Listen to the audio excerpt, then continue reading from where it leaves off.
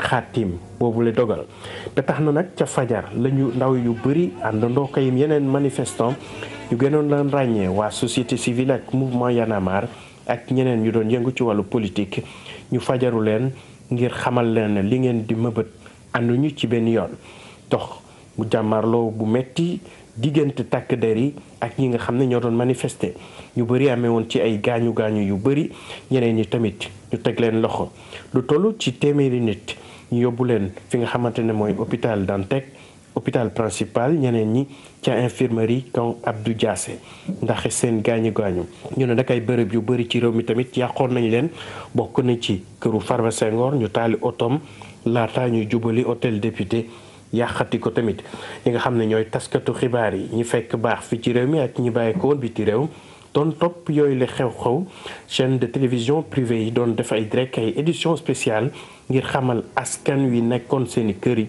tolluwaayu mbir mi ca ngoon sa nag ci la njiitu réew mi Abdoulaye Wade jëloon dogal yëkkati projet de loi boobu ngir xamal waa société civile ak mouvement Y'en a marre li mu doon sumb tegaat na ko ci suuf coow li bëri woon na nag mais terewul bu demaat ci élection palum njiitu réew mi bu atum 2012 laata mu ñàkk ci kanamu président Macky Sall waaye at boobu ak léegi at bu nekk 23 juin moom dina am nuñ ko màggale ngir fàttali ko. Sa dignité, la victoire du peuple sénégalais, c'est le Sénégal. Du Benno Siggil Sénégal, que vous inspire ce que vous avez vécu aujourd'hui ici à la place Ouittouye? Eh bien, nous avons vécu plusieurs choses en même temps. D'abord, la résistance populaire face à l'inacceptable, face à la volonté de museler le peuple. Le peuple est sorti pour montrer que la souveraineté lui appartient. Et au moment où nous étions là, il y a eu des provocateurs qui ont jeté des cailloux pour permettre aux policiers de nous charger. Alors que tous les leaders étaient sur cette place. Ils nous ont chargés et c'est de la provocation. Au moment où je vous parle, un de mes militants, Biram Faye, a été lâchement blessé par un colonel du GMI. Et ça, nous l'avons identifié. Nous poursuivrons devant la justice cette agression inqualifiable. Donc, au moment où nous parlons, nous sommes encore là pour effectivement dire non et pour, avec toutes les populations, refuser l'inacceptable. Voilà. Et s'il vote Mais s'il vote la loi, nous continuerons à exiger son retrait et le départ du président. lan nga gisee tey loolu nga gis tey ci assemblée. waaw li ñu gis tey mooy wane ne peuple bi jëlaat na boppam gis nañu volonté manifeste bu nguur gi pour jéem a manipuler ak gaañ population yi ñoom ñoo wax démb ne nit ñi mën nañ manifester bi loolu yëpp c'était pour concentrer ñëpp fii bu ko defee police mën a agir loolu nag ñoom dañu provoquer ñëpp gis nañu provocation bi ñu def leader yëpp a ngi taxaw ñu attaqué leen dal seen kaw. loolu jaay doole la waaye du tax ñu ngi nii encore taxaw te dinañ taxaw bu loi bi jàllee danañ continuer chaque jour xeex ko woo population yëpp ku ne fa nga nekk nga combattre ko jusqu'au bout moom kay duñu ko nangu. oui président. jàmm yàq sa doom ñun duñu say jaam dañu bëgg nga libéré ñu. libéré ñu doy na.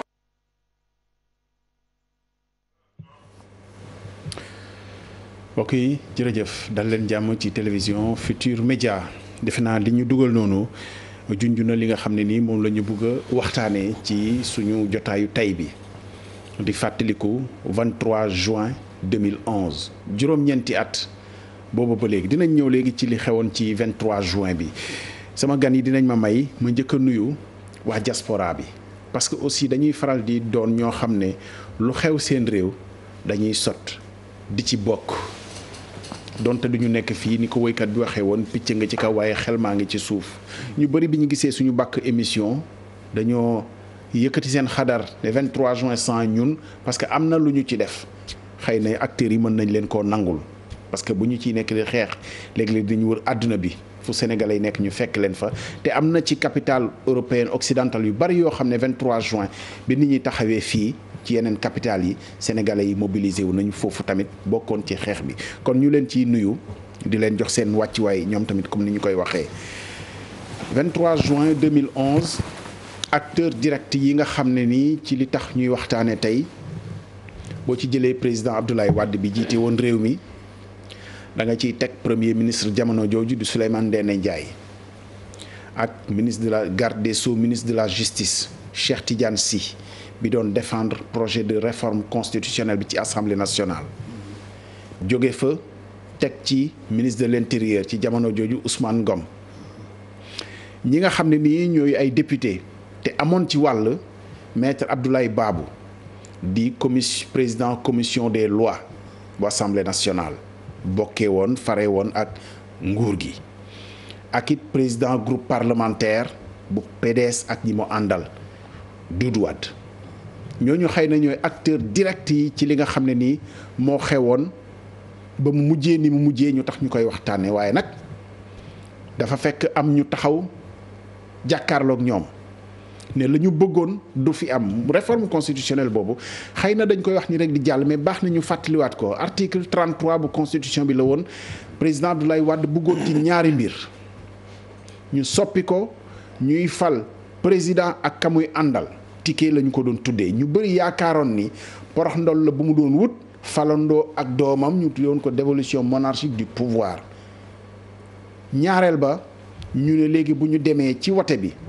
comme majorité mooy tax nit falu premier tour bu majorité amul balaa ñuy dem deuxième tour nañu xool ndax ci candidat yi amul ku ci am 25% bu ko amee rek daanaka dana falu bu boobaa soxlaatul deuxième tour ñaar yi la ñu tegoon ci assemblée nationale ku jéegi jàpp ni waru fee am ñu ko doon xeex acteur indirect yi nga xam ne ñoo jàkkaarloo nag ñoom dama ciy béral nuyoo ñi nga xam ne nii ñoo nekk ak ñun parce que yey nañu ci bokk ci waxtaan wi pour gindi ñu ci kenn du nattable taxawaayu député bu nekkoon ci assemblée nationale ci 11e législature boobu maître El Hadj Diouf maa ngi lay nuyu di la dalal jàmm.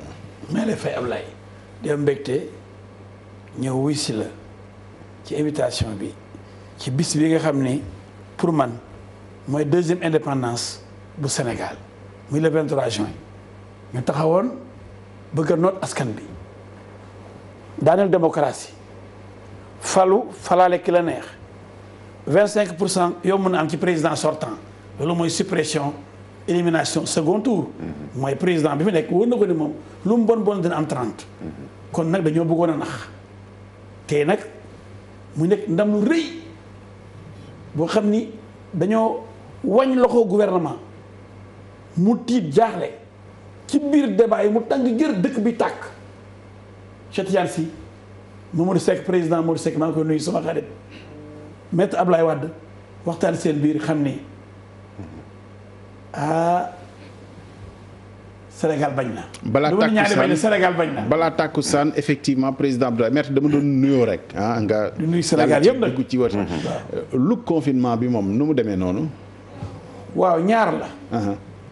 confinement dama respecté sama réew. dañu décréter ay mesures. président Macky Sall wax médecins yi wax. man nag bu ma nekkee républicain par civisme. war naa et même pour ma santé. ma toog lëlu ku lëlu nag di moytu doo dem di watu ci. Deuxièmement dafa nekk signe de sagesse dafa bëre El Hadj Diouf buy laaj réew mi war a positionné wu nag pour nekk président du Sénégal te defe naa ni am na noo war a mel. ñu war la yaakaar xam ni kilifa nga nooy mel pour ëmb nekk papay sénégalais yëpp. te loolu am na noo war a. maître sa naatango bi nga jàkkaar lool 23 juin defe naa boole na leen ngeen àndoon ci déggoo waaye fi nga dugg léegi def naa boo fa duggee du ngeen déggoo ci booy wut baatu réew mi waaye loolu dinañ ci ñëw ci kanam. monsieur le ministre Mame Mbaye Niang maa ngi lay nuyu bi may wax sànq baax na ma préciser ko. jamono jooju daanaka ndaw yi APR ñi ànd ak Macky Sall yaa leen jiite. am na lu bari loo xam ne nii wax nañu ko ci langaamu ci gri yaag yooyu yaa ngi ci woon au cœur moo tax aussi ma nangul leen ni yey ngeen ci wax ci 23 juin bi. Mame Mbaye Niang ministre chef de cabinet président de la République dalal jàmm. merci jërëjëf Abdoulaye maa ngi nuyu sama nijaay sama xaritu papa la tamit. maître El Hadj Diouf di nuyu ñi ñuy seetaan ñëpp di nuyu. suñu xarit yi ñu àndaloon ci 23 juin yàlla moo dogal nga invité ma mais jàpp naa ni am na ñu ma gën a yey sax ñëw toog fii parce que am na ñu ci bàyyi bakkan ci xeex boobu am na ñu ci am ay jafe-jafe yu bari xëy na tey man maa nekk fii ci plateau bi mais du ma gore bu fekkee ni que rek damay commencer rek jël sama bopp ni maa jiite woon ci parti laa bokkoon ànd ceeg ndaw yu taxaw ndaw yu am gëm-gëm ndaw yu gëm li ñuy def ñu boole kujje gi mu am ci tamit ndaw yu taxaw yu am pas-pas je me rappelle ki jiite sa ndawu parti taxawoon na ci ki jiite woon ndawu parti Maître El Hadji Diouf taxawoon na ci donc mu doon loo xam ne ay ndaw a dajaloo def ko ginnaaw bu ma sante man ñi ma bokkal parti am na ci ñeneen ñaar ñoo xam ni xëy na tey kenn ki bokkuñu gis-gis bokkuñu fuñ jëm bokk liñ doxalin mais dama koy nangul taxawaayam muy Barthélémy Dias keneen ki xëy na déggatuñ ko sax ci politique xaw ma ndax am na ñu ko xam xaw ma xamuñu ko mais dama koy nangul taxawaayam parce que nit ñi tey ñi ngi wax 23 juin mais Barthélémy ak Mbaye Dione dañ daan daje sama kër avant le 23 juin di xool lii nii nan lañ ko fiy jëlee. Mbaye Dione bu AFP maire Mbaye Dione bu AFP. mënuma leen bañal loolu. di secrétaire général association des maires du Sénégal d'ailleurs. effectivement dañ daan toog du ñu nelaw du ñu toog du ñu guddi du ñu bëccëg daan ni ku nekk wàll wa nga nekk dénk nañ la lii def ko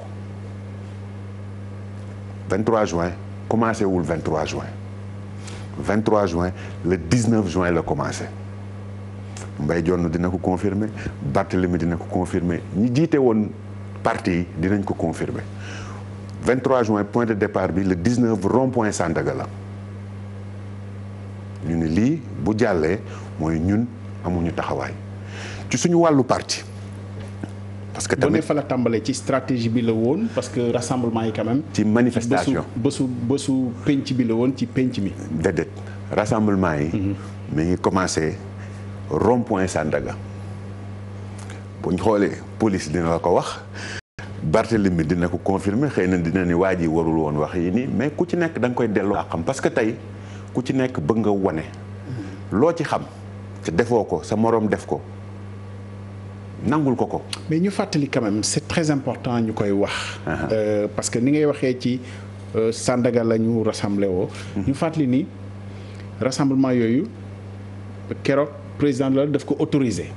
déedéet. si manifestation yi c'était autorisé. non le 23 juin. manifestation 23 juin c'était autorisé. man dama lay wax. nga xam peut-être xëy na sax li may wax. mën nañ jàpp ni que mën naa ko bañ a wax mais wax dëgg rek pour nit ñi xam. pour que ñu bañ a jël.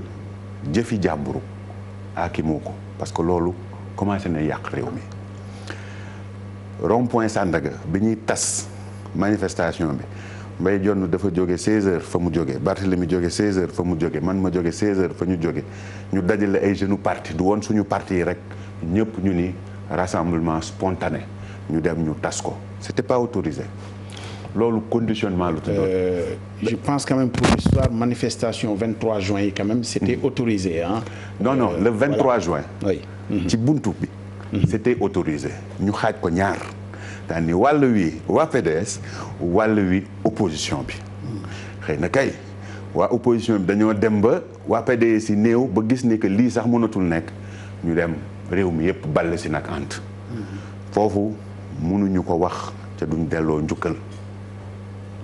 étudiants yi ki ma ci xamoon ki leen jiite woon ñun ci suñu parti Thérèse Faye lu tuddoon Marie-Hélène ak ki nekk directeur u Prodac Pape Malick Ndour des dizaines et des dizaines de milliers d'étudiants jóge université di dox di ñëw yamul woon foofu waa Pikine yi y a des gens il faut que ñu reconnaître leen loolu man ci sama parti laa xam Pam Ndong Biram Faye c'est-à-dire engagé comme yeneen parti yëpp donc mënuñu jàpp ni que tey xëy na sama maître El Hadji Diouf dina d'accord ak man c'était pas la société civile ak Y'en a marre comme ni ko nit ñi foogee. mais est-ce que foofu justement maître est-ce que du jonction bi nga xam ne am na ba politique yi ak société civile ak syndicat yi ak organisation yi ànd moo dew leen bés boobu est-ce que politique yi rek mën nañ ko aakimoo ci ne ci seen barke la ci bu yëf ci sottee bés boobu. bu nga bàyyi sama doom yegg. jox na la leen ngay jox na la ko mu développé après man mbay waaw merci beaucoup ma fàttali ni bon am nañ fi société civile. coordonnateur mouvement M23 Alioune Tine am na ngant mu ngi ci yoon wi bu ñu dabee ci waxtaan wi dana dugg voilà dama ko doon préciser. sama nijaay li muy wax nii ñoom ñoo gënoon na xëy na li may wax nii sax moom am na lu mu ci xam loo xam ni xëy na dina ko wax wala am na loo xam ne du ko wax. mais li am dana wax lépp tey. waaw mais li am. mooy est que man ci li ma jàpp société civile ñoom ñii ñoo leen ci dugal ñu mel ni moom. politique yi wala. ñu mel ni tonton El Hadj Diouf. ak politique yi ñoo ci dugal société civile. parce que boobu ku fàttaliku boobu man Mbaye Dione Barthélemy ak ñeneen man ak ñoom biram candidature Macky lañ doon wax Barthélemy ak ñi mu àndal ay ñoom Youssou Mbow. candidature yàlla na ko yàlla yërëm ndem si yàlla Tanor Dieng lañ doon wax Mbaye Dione moom ak ñoom docteur Malick di wax candidature Niass malgré division yooyu amoon ñu naan Benno Siggil Sénégal day am benn candidat du am benn candidat man ma naan ñun gëmuñu candidat unique Barthélemy di wax ni que gëmuñu candidature unique ñii di wax ni que non candidature unique la ñu war a am ñoom ñoo am sagesse bi ni comme que société civile Aliou Tine farul fenn nañ ko jiital pour mouvement bi mën a am doole mais on ne peut pas refuser aux politiques à la jeunesse politique aux leaders politiques de s'être engagés et de s'être mobilisés pour que loolu am loolu mooy dëgg li tax ma ni la commencé wul le 23 toog nañ fii guddi ñu jàpp ñoom Abdou Mbow jàpp ñoom directeur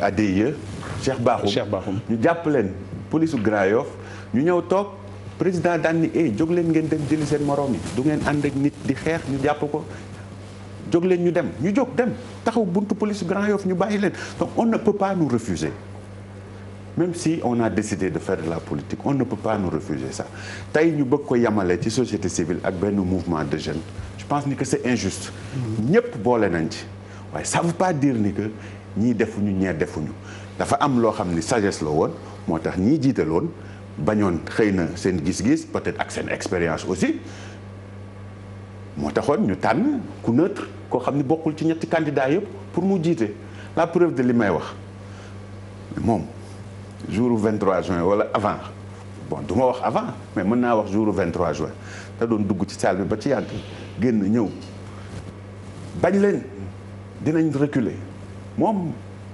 député la woon député la woon mi ngi woon man sama papa dafa xëy déposé ñi ci buntu bi. Imam Mbaye Niang dugg waaw dugg ci député biir aussi. donc mënuma nangu ñu koy wax ak di ko ndayale wala di ko bàyyale ñenn di bedd ñenn ñëpp a xeex. mais Mame politique yi bi ñu wootee. ay citoyens ñoo ñëw. politique yi bi ñu woowee ñu bokkul seen i parti politique moo ñëw mais li ko xamb li ko jàpp ay maga toog ni que lii buñ ko nangoo recul démocratique la. loolu mooy dëgg. balaa ñuy sori maître bu ñuy déglu Mame Mbaye naan ndekete réew mi tolloon nañu foo xam ne kilifa doon na wax nit ñi dem leen jëli seen morom yi ñu jàpp c'est-à-dire bu ñu ko rapporté à tey ñu naan mais est-ce que même réew mi la ñuy dund parce que mel na ni ki loolu tey est-ce que lu mën a nekk la sañ-sañ bu nit war a mën a am la ba sañ koo def ak yeneen ak yeneen ak yeneen mais dina ñëw la ci jàngatu 23 juin bi ak xëy na lu mu jural Sénégal ci njëriñ li maître yaa ko joxoon léegi mais ma delloowaat la ko vraiment ci analyste yu bëri wax nañu ni bu société civile bi ngembuwul woon dooleel kujje gi wax na am na ñoo xam ne sax nanguwuñu ni kujje politique gi moo jiite yëf yi parce que société civile aussi ñiy xeex ci wàllu justice droit de l'homme vraiment teel nañoo yëglu ci ni réforme constitutionnelle bi ànduñu ci tey ànduñu ci ëllëg sans joxe ay consigne ci diw lañu àndal ak diw lañu àndal ne du fi am donc am nañ ci rôle boo xam ne nii quand même mën nañ ko reconnaître. loolu simple intention rek bonne intention loolu wax ne nii warul am rek yem ca. bu doon ci ñoom la rek dara du yëngatu. xam nga sama doom sama xarit Imam Mbaye Niang bàyyi te di sama wula samay doom moo leen tudd. moom xam na. benn du ñaar ñett mën a côté. absolument ku ma mos a judd sama kër Imam Mbaye Niang. maître M23 Y'en a marre mën nga leen a tënk ci mën ngaa tënk M23 ak li mu ëmboon yëpp Y'en a marre ak li mu ëmboon yëpp non dañ ko tuddee noonu waaw. nit ñi erreur bi ñuy def daa ko rectifier tey. xam nga mouvement le 23 juin. xam nga sama doom dana Sandaga déedéet xam nga kañ la commencé. 2009. après local yi. li nga 2009 ca lañ duma Abdoulaye Wade duma yi méttee. Benno Siggil Sénégal. jël l'essentiel des mairies. Dakar. Thiès. Saint-Louis. Kaolack. nga topp ko noonu Nioro. Kaffrine. partout Sénégal. sauf quelques petites villes. ak Ziguinchor bu Ablaye Baldé ak Habib Sy Linguère quelques exceptions yi la woon. ca la peuple bi taxawee ni Ablaye Wade moom jeexal léegi nag ba nga xamee. xam nga paa bi ngand la ñomboor la. mu xam ne à la couleur yi dana am 25%. ñu bëgg ñu nax ni léegi ku am 25% rek da ngay jàll premier tour ku ëppale boo amee 27 ma ci am 26. kon day jàll. xam nga un président sortant. lu ma bon. ak ay milliards am. ak ay directeurs généraux am. ak ay ministres am. ay dignitaires am ay 4x4 am. lu mu dee dina am 30%. donc loolu affaire jaay nante la woon quoi. ñu déjoué ko. beneen bi paa bi bëggoon na dem xëy na mais xamul ko fii bàyyi. pour mu assurer ay arrière am mu bëgg a yóbbaale koo xam ni bu ñu ko falee mën a dawal 3 mois ne début semaine. mën na ko dawal 2 jours. ni mënatuma damaa sonn. fekk moom lañ fal. mu yóbbaale ki bëgg mu nekk suñu président te ñun bëgguñu ko. loolu mooy indi 23 juin. mais bi mu ko bëggee nag ci jaay muus ñun gënuñoo muus. pourtant man boobu moom laa àndaloon. may président commission urbanisme habitat. infrastructure et transport de l'Assemblée nationale. di contrôler Karim Wade ak Omar Sarr. les 2 ministres d'État. dégg li ma lay wax. mais ba ma gisee ni lii contre le peuple la du pour le peuple. ma ne leen bu munul jàll. bañ koy nas la mag Imam Mbaye Niang ñun ñaar rek. conférence des présidents. Imam Mbaye Niang moo représenté woon les non inscrits. da boobu non inscrits moom ak Adjaratou Boussou Diakhaté ak je crois bëri woon ñoom ak Ndeye Fatou Touré. Ndeye Fatou Touré. yaa may dégg. man ma nekk président commission donc man de droit membre de droit de la conférence des présidents. ñu ñëw indi projet bi. maître Ablaye Babou. président commission des lois ni suba damay oo sama commission ñu régler problème bi parce que président dafa yàkkamti. déjà Mamadou Seck maa ngi koy nuyu sama grand ko. fekk man ma jóg mag Mbaye Niang ñun ñaar ñu bañ. ne leen lan la mais lii dafa garaaw il faut ñu jël temps xool ko. procédure d'urgence la ñu. waaw li mun nekk procédure d'urgence. ndax réew mi yëpp ay changé. ni ñuy falee président. yóbbaale beneen vice président. wàññi pourcentage supprimer en fait dindi second tour. de façon très intelligente. Ablaye Babou ne mani. suba monsieur le président je convoque ma commission. ma ne ko loolu warul nekk ndax y a des députés qui sont à Bakel actuellement. au moment où nous nous réunissons ici fi ñu toogee di réunion am na ñu nekkee dugg suba 10 heures nga bëgg a convoquer sa commission. fi ñu tey ñu ngi ni ci ngoon gi lañ nekk ñu ngi ne ay 16 heures de réunion loolu nan la mën a nekkee. mu ne président ne ko mais doo xoolaat s'il le faut mu ne ko non c'est une procédure d'urgence ni ko président Abdoulaye Wade bëggee noonu lañ koy defee maag imam ñu assuré ne lii du jàll en tout cas ñu dinañ ci xeex lu ñu mën dañoo génn rek dénoncé leen ci presse bi wan leen ni gars yi kat foowuñu projet bi ngeen déggoon ni ñëw na tey jii neen dañ ko yóbbu commission suba gën a waate suba ju wate ko booba c'était le 20. le 21 ñu def commission bi keroog wax daal lu mat presque waxtu Doudou Wade ma tu as parlé pendant 55 minutes ma di leen dissuader rek faalewuñu ma. Cheikh Bamba Dièye ci la génnee ma génn moomu demee yeewu boppam. ci gris yi ci gris yi. léegi ma jubal sama kër gis édition spéciale Sidy Lamine Niass yàlla ko yàlla yërëm. yokk leeram ak Pape Cheikh Sy la ñu toog di wax ci di wax ba yore projet bi ñu ngi ciy wax. rek ma jubal wal fajri xar yàlla. ñëw fekk leen ñëw taxaw rek cinéma ñëw jox ma chaise ma toog ma leen lii la taxi yaa ngi nii. ñu fàttali ci contexte bi Sidy woote woon na sax manifestation boo xam ne lu jiitu. lu jiitu 23 juin danaa ci ñëw. manifestation yi mu jiite woon ingrédients yi manifestation ci la bokk. voilà ingrédients yi. ndax ba mu ootee le 19 mars la oote moom. 19 mars. place Tahrir la ko bëggoon a. place Tahrir. place de l'Indépendance. voilà fees dell. loolu gars yi bu ñu décidé woon dem palais jour boobu dañuy dem palais. ndax la fa nekk ci nit kenn xamul nu mu toll. kenn desul ay millions ni dafa nekk. donc yooyu yëpp dafa nekk ay ingrédients yoo xam ni bi le 23 juin ñëwee nag Abdoulaye Wade am fitu proposé ñu loolu fekk ci diggante bi Sidy mobilisé na. Benno Siggil Sénégal gagné na mairie yëpp. li ma lay wax nag te sama doom wax ko kaay ma wax la complexe la ñu war a bàyyi. man ba léegi gis nga ñooñu noonu am na ñoo xam ba léegi dañu maa bañ. dañoo def réunion rado ñu ne non bu ñu demee microcentral diw koy nekk parce que ñoom la jeunes yi bëgg. man la mais c'est pas vrai. bàyyi leen li ngeen di wax. xëy na ñoom ay musiciens lañ. jàmbaar lañ nag wax dëgg yàlla ko nangul. waaye nag ay mag ñu toll ñun ay xale yu ndaw du ñu jiite. waaw absolument. ñàkk fayda la. ba léegi ñoom am ñoo xam du ñu ma tudd ba léegi ba tey.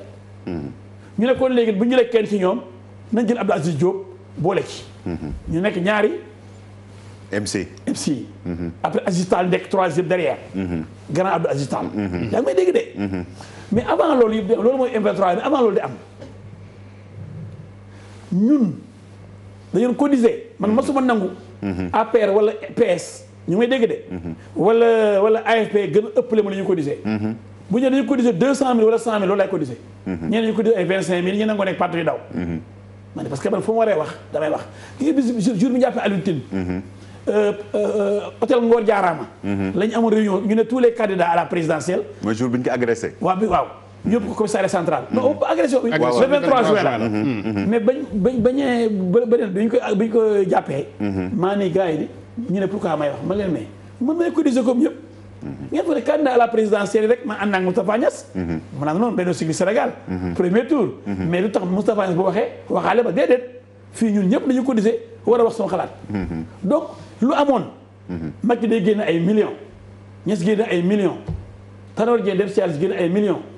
ñëpp El Hadj Diouf génne ñu boole dugal nit ñi ci kaar yi comme 23 juin transporter leen ay milliers de personnes loo xam ne société civile amul ñaar dërëm pour def loolu. waaye maître yooyu tamit. waaye société civile loolu de vocation am parti kay ñu am trésorier am xaalis. absolument. et puis parti am capacité de mobilisation. non mobiliser seen quartier déglu ma quartier Guédiawaye yeeg Pikine yeeg Sicap ak Darabis ak Médina ak Colobane ak dama lay wax rek. secret à tous les deux secret. xam nga du toute modestie écartée dama lay wax. am nañ mérite société civile ñeneen ñi am nañ mérite ñëpp am mérite mais nag ku ne ak li nga yelloo. bu ñu jël mérite parti politique yi gagné woon élection locale yi partout à Dakar et partout. nañu mobiliser woon ba gagné ñu mobiliser waat ko pour ñëw damm loxo Ablaye Wade wañ ko ay ñoo xam ne dëgg na jàmbaar lañ. ay artistes lañ. ak ay société civile. jàpp nañ ci bu baax wéy nañ li ñu mën a wéy. sol nañu ay yére ñu war a sol mobiliser jeunesse bi mais nag capacité de mobilisation de société civile. dañuy faral di wax ni déglu ma investissement bi mu laaj. maître pour génne nit ñi. de société civile. militantisme maître ban xam moment nga ne Alioune Tine coordonnateur jàmbaar la am na xam-xam liggéeykat la mais kan la mën a mobiliser. ba mu ñëw dama yanaa maar xale yu jàmbaar lañ. mën nañoo wéy xewoon nañu ci jamono. xale yi déggoon nañu mais ay wéykat kese mais amul woon capacité de mobilisation dem Guédiawaye indi ay car Pikine cette section est réunie section APR de Figby section APR de Guinaw Rail section AFP de Sicap Darabis section nangam de Pape Malick Diop kii nangam de Zator Mbaye kii de diw owal ma benn par benn société civile ku mën mobiliser ñaari ci kaari Ndiaga Ndiaye gëmoon ni ñoom am nañu maillage boo xam ne def nañ ko territoire bi. defuñu benn maillage déglu loolu ak parce que souvent dañuy faral di bàyyi leen waaw d'accord souvent dañuy faral di wax ni politiciens yi aussi mënuñu mobiliser nit ñi parce que nit ñi gisatuñu non lu ñuy faral di wax la. kada koy wax da def sondage. déedéet dama ne lu ñuy faral di dégg la ci ne. ñi koy wax waaw d'accord wax xaaral ma yeggale laaj bi. lu ñuy faral di dégg la ci ne manipulateur rek. ci ne après nga tontu ci ne politiciens yi mënatuñu mobiliser nit ñi wala nit ñi gisatuñ seen bopp ci li politiciens yi di woote. ma ni. kon politicien du jël réew mi. kon politicien du am 57%. kon Macky Sall du gagné. ci mobilisation. manifestation mobilisation mooy dem buntu bureau de vote ak centre de vote. nga mobiliser say électeurs. ñu xëy fajar. bañ a ndékki di rang di wote ndax parti politique ndax leader de parti politique. est-ce que vote bi nañ bàyyi ñàkkal fayda mënuñoo nangu ni vote bi devoir citoyen la rek ci bu nit ñi mobiliser. pour voter ñu bañ koo. féetale ci politicien bi dama dul nangu man dama gis ay hommes politiques ñàkk fayda. dañuy dem ci yenn plateau yi. di nangu ni ñoom duñu dara alors que ñoom ñooy lépp. dama bëgg mu leer. dama doon cotiser comme Ousmane Tanor Dieng yàlla na ko yàlla yërëm. Amath Dansokho sama oto dama ko ci dugal ñu dem di xeexee. ànd ak Moustapha Niasse Benno Siggil Sénégal. Ablaye Bathily jël oto bi topp ci. ñu ànd ak Abdou Latif Coulibaly yëpp Benno Siggil Sénégal. Moussa Touré ancien président de l'UEMOA. Mamadou Diop ancien maire de Dakar. Robert Sagna ñu ñëwoon nañu dans la commission dans Benno Siggil Sénégal. à la veille de la présidentielle au premier tour. ñuy cotiser di mobiliser ku nekk am nga ay milliers de militants léegi am ñoo xam ni am ñu am seen complexe ñu fexe ba jël yéen ñenn ñi ñu naan wéy ñii ñoo tax politiciens la ñeen weddi ku leen weddi kon nañ fal ñooñu président pourquoi kenn fal leen président dañ laaj réew bi seet. est-ce que Alpha Sy est avec nous la régie est-ce que Alpha Sy mu ngi fi si Alpha Sy n'est pas avec nous ñu continuer. waaw ma continuer foofu tuuti. pour wane ne Ablaye nañ bàyyi Sénégal dafa am lu bëgg am léegi te boo ko gisee bëri damaa tiit politique depuis Blaise Diagne. depuis Ngalandou depuis Lamine Gueye depuis Senghor Mamadou Dia depuis Abdou Diouf Abdoulaye Wade Macky Sall demain El Hadj Diouf mon neveu Mame Niang ak ñeneen dama ni ñooñu ñoo yore réew di ñooñu ñoo am programme. absolument nañ bàyyi jël ay nit yu xam ne xëy na xew nañ momentanément. ñu jël leen wékk leen jox leen doole joo xam ne amuñu ko. la preuve dem nañ ba ci bi ñu ne waa ana ñooñu léegi. parce que ñooñu ba ñoo yëngatu daa am lu nekkoon seen ginnaaw ëpp leen doole yóbbaale leen. bu ñu leen joxee doole ju amul après lépp day feeñ te bu feeñee ñu xam ni doole ji kat parti yee ko yor. parce que parti politique. sa vocation c'est de prendre le pouvoir. moo tax day mobiliser day recruter day propagande. day dem di sensibiliser mais ñeneen ñi mën nañ sensibiliser mais pour ñu mobiliser électorat conséquent dugal leen ci stade ñu feesal stade ay meeting stade yi fees dell kooku homme politique moo ko mën xanaa Youssou Ndour musicien na musique bi neex na moo ko Waly Pape Diouf mbalax bi neex nañu dem tàccu waaye bu ñu waree voté du ñoom la ñuy voté nit ñëw si dafu ñu dama bëgg ñu jox cër Senghor jox cër Abdou Diouf jox cër Ablaye Wade jox cër mon ami Macky Sall. ci lan seen statut homme politique. dama ni ñoom dañu am mérite parce que dañoo dem wuti loolu mooy seen warugar. c'est important xam nga politique Ablaye Cissé. dafa metti sa doom du la gis sa jabar du la gis te doo ci am dara. mais maître gisoo nii ñi àndoon ci mouvement boobu di société civile comme ni ñu koy waxee parce que séparation bi c'est fait. ñoom it ci li nga nekk ci naaj bi ci loolu la ñu nekk aussi. seen jabar ko weddi kan moo ko weddi. non da nga ne politicien dañ ko war a nangul nii. mais yemul dëgg rek xam nga dañ ni. bu yemalee cër yi am ñu gedd seen cër. boo yemalee baaraam bi rek am baaraam bu mer. bokk nañu sama doom wax na ko. yëngatu nañ lool am nañ mérite Y'en a marre am na mérite de. liggéey na xeex na nee na faut pas forcer. génn benn morceau bu neex di communiquer di jéem a def maillage partout di monter ay Y'en a marre mais bu doon ñoom rek la tey jii Abdoulaye mooy président. dama lay wax lu leer laa la wax. ok Alioune Tine jàmbaar la am na xam-xam. mobilisé na voilà ñu wax mais Alioune Tine moom kenn mënul mobiliser ba daanee Abdoulaye Wade. c'est dommage dama bëgg ñu xam ne parti politique yi. c'est dommage que Alioune lu Tine fi am ñoom la. voilà ku fi toog ñoom la ku fi jógee ñoom la. nañu jox cër. c'est dommage que Alioune Tine egsiwul dafa am ngànt. ils sont braves ils ont joué leur partition. pour rejoindre mais on peut pas leur donner quand même.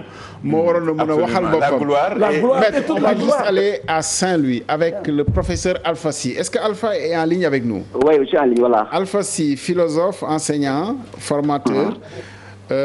li tax ñu dalal la ci jotaay bi yow 23 juin sax da nga cee bind téere le 23 juin où la souveraineté reconquise aux éditions L'Harmattan ci point bi ñu nekk nii fi ñu toll ci pour parler de façon triviale ah maa def défaut lan moo tax 23 juin sorti est-ce que jonction bi la entre les politiques et les autres forces de la vive de la nation société civile syndicat ak yooyu wala boog liggéey la boo xam ne comme ni ko Maître El Hadji Diouf waxee Mame Mbaye Niang feelu ko ci politique yi ñoo ko. non jonction lañ wax non bu yàq suñu wax. non xaw nga neenal quand même liggéey nañ ci waaye du ñoom ne de principal liggéey bi.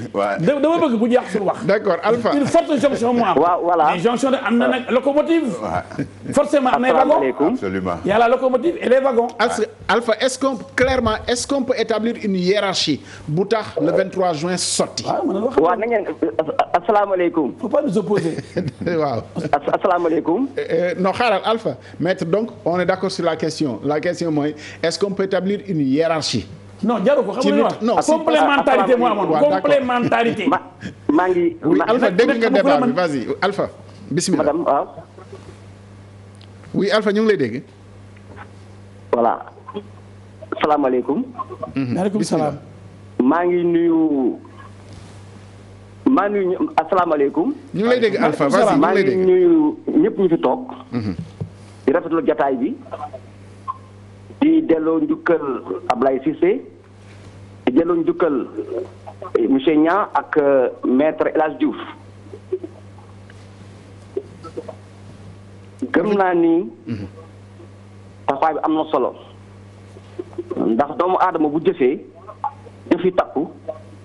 nga toog ay saa ay weer ay at nga jéem dellu gannaaw gëstuwaat am na solo gëstu bi nag ñu ngi tàmbalee d'abord ci njukkal ñi toog bokkoon ci xeex ba Sénégal boo xam ni jël nga sa ñaq sa deret sa xam-xam def ko mbir mi sotti gëm naa ne nag mbir mi du caagir mën naa fi def ñëpp a defandoo dëgg la nag que parti politique moom li histoire Sénégal woon mooy benn yëngu-yëngu lu am te parti politique bokk ci wante parti politique ba moom dong wala structure moom dong du dem li am solo du kon de hiérarchie kan moo jiitu ak kan moo war a déedéet li am solo mooy ku nekk da nga jàngat li nga war a bàyyi sa bopp pour mën a ànd ak diw ndax ànd dafa metti ku nekk am ko pour ànd ak diw il faut nga am li nga xam ne da nga koy bàyyi politicien bi am ñu doon doxalee nangu na ko bàyyi ndax bu ñu xool 22 juin mooy 23 juin am sax ñu ni passation de service la ndax dafa mel na comme société bi dafa ni politiciens yi day nekk di wax jot nañu léegi ngeen génn ci mbedd mi loolu am na solo itam ñu woon ni que yëngu-yëngu bu amee du rek ña nga xam ne si jamono yi ñoo yëngutu woon déedéet gëm naa ni daan dem ba 2009 gis Sénégal yi leçon bu ñu tiré woon ci 2000 maanaam njëriñu carte électorale duñu ko comprendre jéem ko jëfandikoo ndax 2009 lu am solo la ci histoire du Sénégal Sénégal yi ñoo jóg wote en 2009 bu amee boobu doole dafa assise jaar fi en 2008 ñu nekk ba dynamique bi nga xam ni dafa wéy daw ñu gis ci histoire du Sénégal naam ndaw yi daanaka bokk ci politique wante coobee ëppoon nga jël 2000 naam mouvement rappeurs yi musiciens yi bokk nañ ci wante ñu bari am noonu carte électorale ñu gis ni 2007 lu doy war moo am ndax Sénégal yu bari ànd ak Laay Wade teewul Laay Wade moo jël élection yi gars yi nag ni bu ñu taxaw seetlu lu ma def mooy def pexe ba xale yi am seen gànnaay maanaam seen carte te anam yooyu la Y'en a marre jóg daf nga fàtte mukk bu mu jógee mu taxawal daas fanaanal xëy na yéene la woon de toute sorte parce que 2011 bu muy imposé wu comme ni ko Mohamed Camara doo wax sama téere bi kenn xaaru ko woon ma gëm ne nag bu ñu nekk di xiro di ngaay naan kan ak kan jàll bu war du nga ko def li war moo gis ni ku nekk am nga pàcc moo war a bay dëgg la politique kenn mënu ko fay ndax lu bare bàyyi nag moo xam nag dana am ndam wala du am ndam wante ñu ot société civile bu ñu lëkkaloo ñu ante anam yu leer yi nga xam ne leen tax du muy askan bi rek day sotti parce que dañuy wax lenn lu tax Sénégal politiciens yëngatu 2003 ba 2012 dara sottiwul ñu ne Sénégal da nga mën a comprendre lenn tuuti nu mu jafee entre 2003 ak 2012 wala 2011 parce que doole xale yi taxawal chômage bi metti tar nga yokk si électricité bi Sénégal daanaka yëngatuwul mais bu ñu laalee constitution bi rek yëngatu loolu boo ko ràññalee rek te lëkkaloo ko rek da ngay juum yooyu yëpp war a boole nag politiciens yi li nga xam ne mosu ko nangu ak société civile bi moo ñu xam ne lii mooy suñu jëm ñu jéem a deewoo ku nekk li nga xam ne moom nga yellu nga dem ko dox nga xeex ka donc ñu am solo dafa naa du ma saa wax complicité la nit dynamique la moo ñëw bokk jëm maître Diouf xam ne li bu baax Lénine nee na dañuy jàng di doxandoo di dóorandoo marché séparément et frappé ensemble def naa ku nekk am nga jëm ku nekk naka nga sa bopp waaye li nga xam ne moom la Sénégal tële woon mooy ñu mën a fàtt seen bopp tuuti pour mën a ànd te def naa nag bu ñu dee wax 23 juin mooy boobu xam ñu koy waxee tabe bu njëkk am nan ko ku nekk fàtt tout sa bopp nangu ñu jiite la xale jiit mais Alpha rapidement Alpha analyse bi nga def waaw bu ñu ci doon dégg ci ne maanaam grille d'analyse la boo xam ne c'est absolu mënoon nañ ci déggee ni yi nga junj yëpp à chaque fois que c'est réuni rek mu sotti te wax dëgg fa yàlla 2012 ak léegi lu ne tam xew na fi ci jonction ay forces politiques ak société civile taxul mu sotti réforme constitution jaar na fi taxul mu sotti c'est-à-dire ingrédients yi nga wax ni moo réunir woon 2012 mel na ab kii rek après ñu dellu si waat après ñu dellu si waat voilà mais Alpha d'accord Alpha waaw Alpha lu tax loolu mënuñ ko rééditer xam nga l'histoire du sur commande dama doon jox ñaari misaal rek dama ni am na ko waxoon ne boo xoolee Y'en a marre taxawaay bu mu amoon 2012 amatu ko nga xool ni li nga xam ni moom moo gën a leeral 2011 mooy am na lu des mooy 2011 Y'en a marre bi du rek Y'en a marre du rek parti socialiste ak LD Y'en a marre ni ko la ñu doon waxee ci biir PDS la woon kon góom bi dafa law ba laal tout sore ci PDS anam yooyu nag bu amee nag day am léegi nag wax nga dëgg saa li nga xam ne mooy gëstu mooy li waral ab askan ci yenn saa mu jóg bërëb ñu dama ànd ak lii àndum loolu moom ñu koy monsieur Foucault doo waxee ennemi historique la mën na yooyu mën na am fekk am na lu manqué ba du sotti dafa tey Sénégal booy xool bu doon bu nekk rek bu amee rek day am mouvement social kon du jar gëstu boo ci tubaab di génne xaalis su bëri pour ñu xool nu mu demee ku def lan ku wax lan lu mbir mi tëddee pour ñu mën ko def ay jàng moo tax mën la taxawaayu am na solo. jërëjëf Alpha Sy au besoin dañu dellu siwaat maître maa ngi ñëw léegi Mame Mbaye bu ñëpp d'accord ci ne ay valeurs lañ doon xeex ay principes ci lañ taxawoon tey à l'heure du bilan comme ni ko suñu thème bi bàkkee 9 ans après mu mel ni kii ci xalaatu ñu bari héritage bi dañ ko saax-saaxee est-ce que du ma ne point de vue booy partagé parce que fi nga bokk mënuloo ko partagé mais lu tax la ñu doon xeex mu mel ni ki dañoo jamono day dox ba ñuy dox ci yoon yooyu ba la ñu doon xeex di amaat ñuy tollaat ci même séquence yi pratiquement.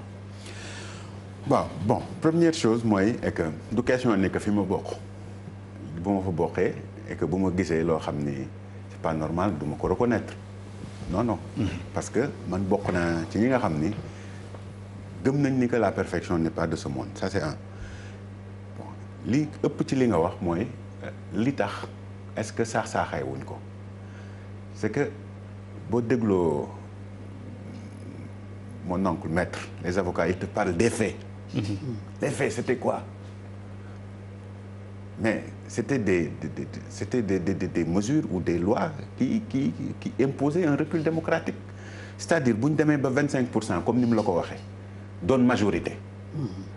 bu ñu demee ba léegi dañ naan ñaari nit la ñuy wóolu pour que benn nit mën a def loolu mais est-ce que 2012 ak léegi mesure wala loi wala proposition buy def buy xaw a nuroo si am na bu nit ñi ne recul démocratique la bi nga xam ne moo fi gën a indi werante ci parrainage ci ñu ne ni muy filtrer déedéet ay nit non damay wax rek ci après chaque après ku nekk mu ci am avis voilà mais dama doon joxe exemple rek comme da nga laajte mën nga ma may c'est-à-dire amul luy justifier recul démocratique bu tax Sénégal gi yëpp mobilisé waat en termes de mesure beneen bi ñu wax damay fekki maître ci li mu wax waxuñu ni que politique yi ñoo def lépp man ci présentation wu 23 juin dama dégg ñu ni société civile ak mouvement Y'en a marre dégguma ñu ni parti politique dégguma ñu ni Barthélémy Dias dégguma ñu ni Mbaye Dione dégguma ñu ni Mame Mbaye Niang dégguma ñu ni Birame Faye dégguma te moi j'étais acteur. mais gis nga ni sa président la ñu wane sax. ci élément bi waaw même buñ ko wanee politique même buñ ko wanee. ñaane nañ ko wax. waaw waxuñu ko. dañ koy ñaanee wax. c'est-à-dire. waxal na leen yéen ñëpp. non dañoo code politicien yi de ak homme politique yi. c'est que dafa xeex bu ñuy xeex de façon très sournoise. c'est que politique waaw man jàpp naa ni ñëw après. mën nañ ñu bañ a xeeb. xam nga am na ñaari dëkkalin yu ñuy dëkkalool da ngay gis avocat boo xam ne ba muy def droit day dugg amphi wàcc dem ñibbi toog ci wetu këram toog ci këram uuf njabootam jàngal ay doomam guddi mu seetaan journal télé nga gis avocat bu bokk ak moom classe bu wàccee dem dajale ñaari nit fii ñett nit fii xool seeni soxla xalaat ci bind bàyyi njabootam bàyyi doomam ñu tuddee kooku avocat maître El Hadj Diouf ñu iñaane ko sax wax tuddee maître naan politicien la te pourtant kële dañ naan technocrate la moo xam lépp. bon loolu caricature la ah. non déedéet. maître quand même ñan la ñuy wax technocrate ñëpp reconnaître lañ ko ni avocat la. ñi dul politique. ñi dul politique am na ay avocats yu ñuy waxee ay technocrate. yéen a ay diplôme. yéen a yem ay diplôme xëy na sax ba ngeen bokkee classe yaa leen raw. bu baax. mais yow nga bàyyi sa njaboot. bàyyi jël sa parce que gis-gis la gëm-gëm la. foo dem am na ku baax am na ku bon foo dem. muy ci politiciens yi muy ci technocrates yi muy ci ku ci nekk. yow kon da nga jàpp ni wax nit politicien nga da koy wàññi. non je veux dire c'est que ni ñuy présenter yëf yi. xëy na loolu moo tax ñu ni bu ñu bàyyeele ndam li ak victoire bi ñaari entité yi nii. gis nga bu ñu tekkiwul woon dara fii lim la wax sànq téere la de parti politique mooy xëy dem mobiliser wu outil conquête pouvoir te buy dem programme lay indi. président Macky Sall bu fekkoon ne que 23 juin ci diggante 2012 ak 2019 def na fi lu tax ñu def 23 juin kon du am 57%. et mënuñu wax ni que tekkiwul dara ci li ëpp ci sénégalais yi wóolu ko. gisagoo fii ku bokk ci société yooyu dem dajaloo dem ëppale ko. mës nañoo essayer mais du ñu am ndam. beneen bu mujj bi. fii ci plateau télé bi fii lañ toogoon entité yi ngay wax noonu yépp ak yenn parti politique dajaloo ñun ñu dajaloo ci référendum bi ñuy dem ñun ñii ni waaw ñii ni déet te boobu jonction la woon am na sax parti politique yuy dem fekk si leen donc lim la wax sànq ni la ñoom rek bu ñu wootee. ñu dugaleen duma yu métti nag. waaw seen jonction boobu. waaw dóor yooyu kay moom doon. ñu def campagne Macky Sall dugaleen duma yu rëy. waaw mais ñooñu ñëpp dajaloo donc li ñuy wax ci ay fait lañ koy teg. 23 juin mënu fay am parce que defaguñu fi nag. ok bu ñu taxawee ci ay faits. waaw ci li tax bu fekkee da nga ni ma exemple bi nga ma jox. mën naa ci tontu da nga ni parrainage. waaw ci li ñuy wax recul démocratique parce que da nga jël exemple rek. parce que aussi ñu wax ko mais parrainage. voté président ak vice président. am na réew yi ko am te jàppewuñu ko recul démocratique. maintenant xëy na ni ñu ko dugalee fii si. dañuy nangu. ci benn contexte. bi ñu nekkoon. contexte bi ñu nekkoon mooy est que parti démocratique sénégalais am naa fay xarit de am na sama beneen papa boo invité woon xëy na bu fi toogoon dina mën a leeral lu bari. mooy tonton Doudou Wade. parti politique contexte bi ñu nekkoon mooy que ñun ñëpp xamoon nañ ni que Idrissa ba muy jógee ci Abdoulaye Wade daf ni doomam la fi bëgg a teg. man ma doon seede ni que dañu puus Macky parce que njortoon nañ ni que Karim Wade lañ fi bëgg a teg. ñu xëy ñu ñëpp ñu ni que paa bi mag la ñii di wax yàlla rek kay xam. liy xaw suba mais nit da ngay sabablu jël ay matukaay yàlla nag mooy dogal.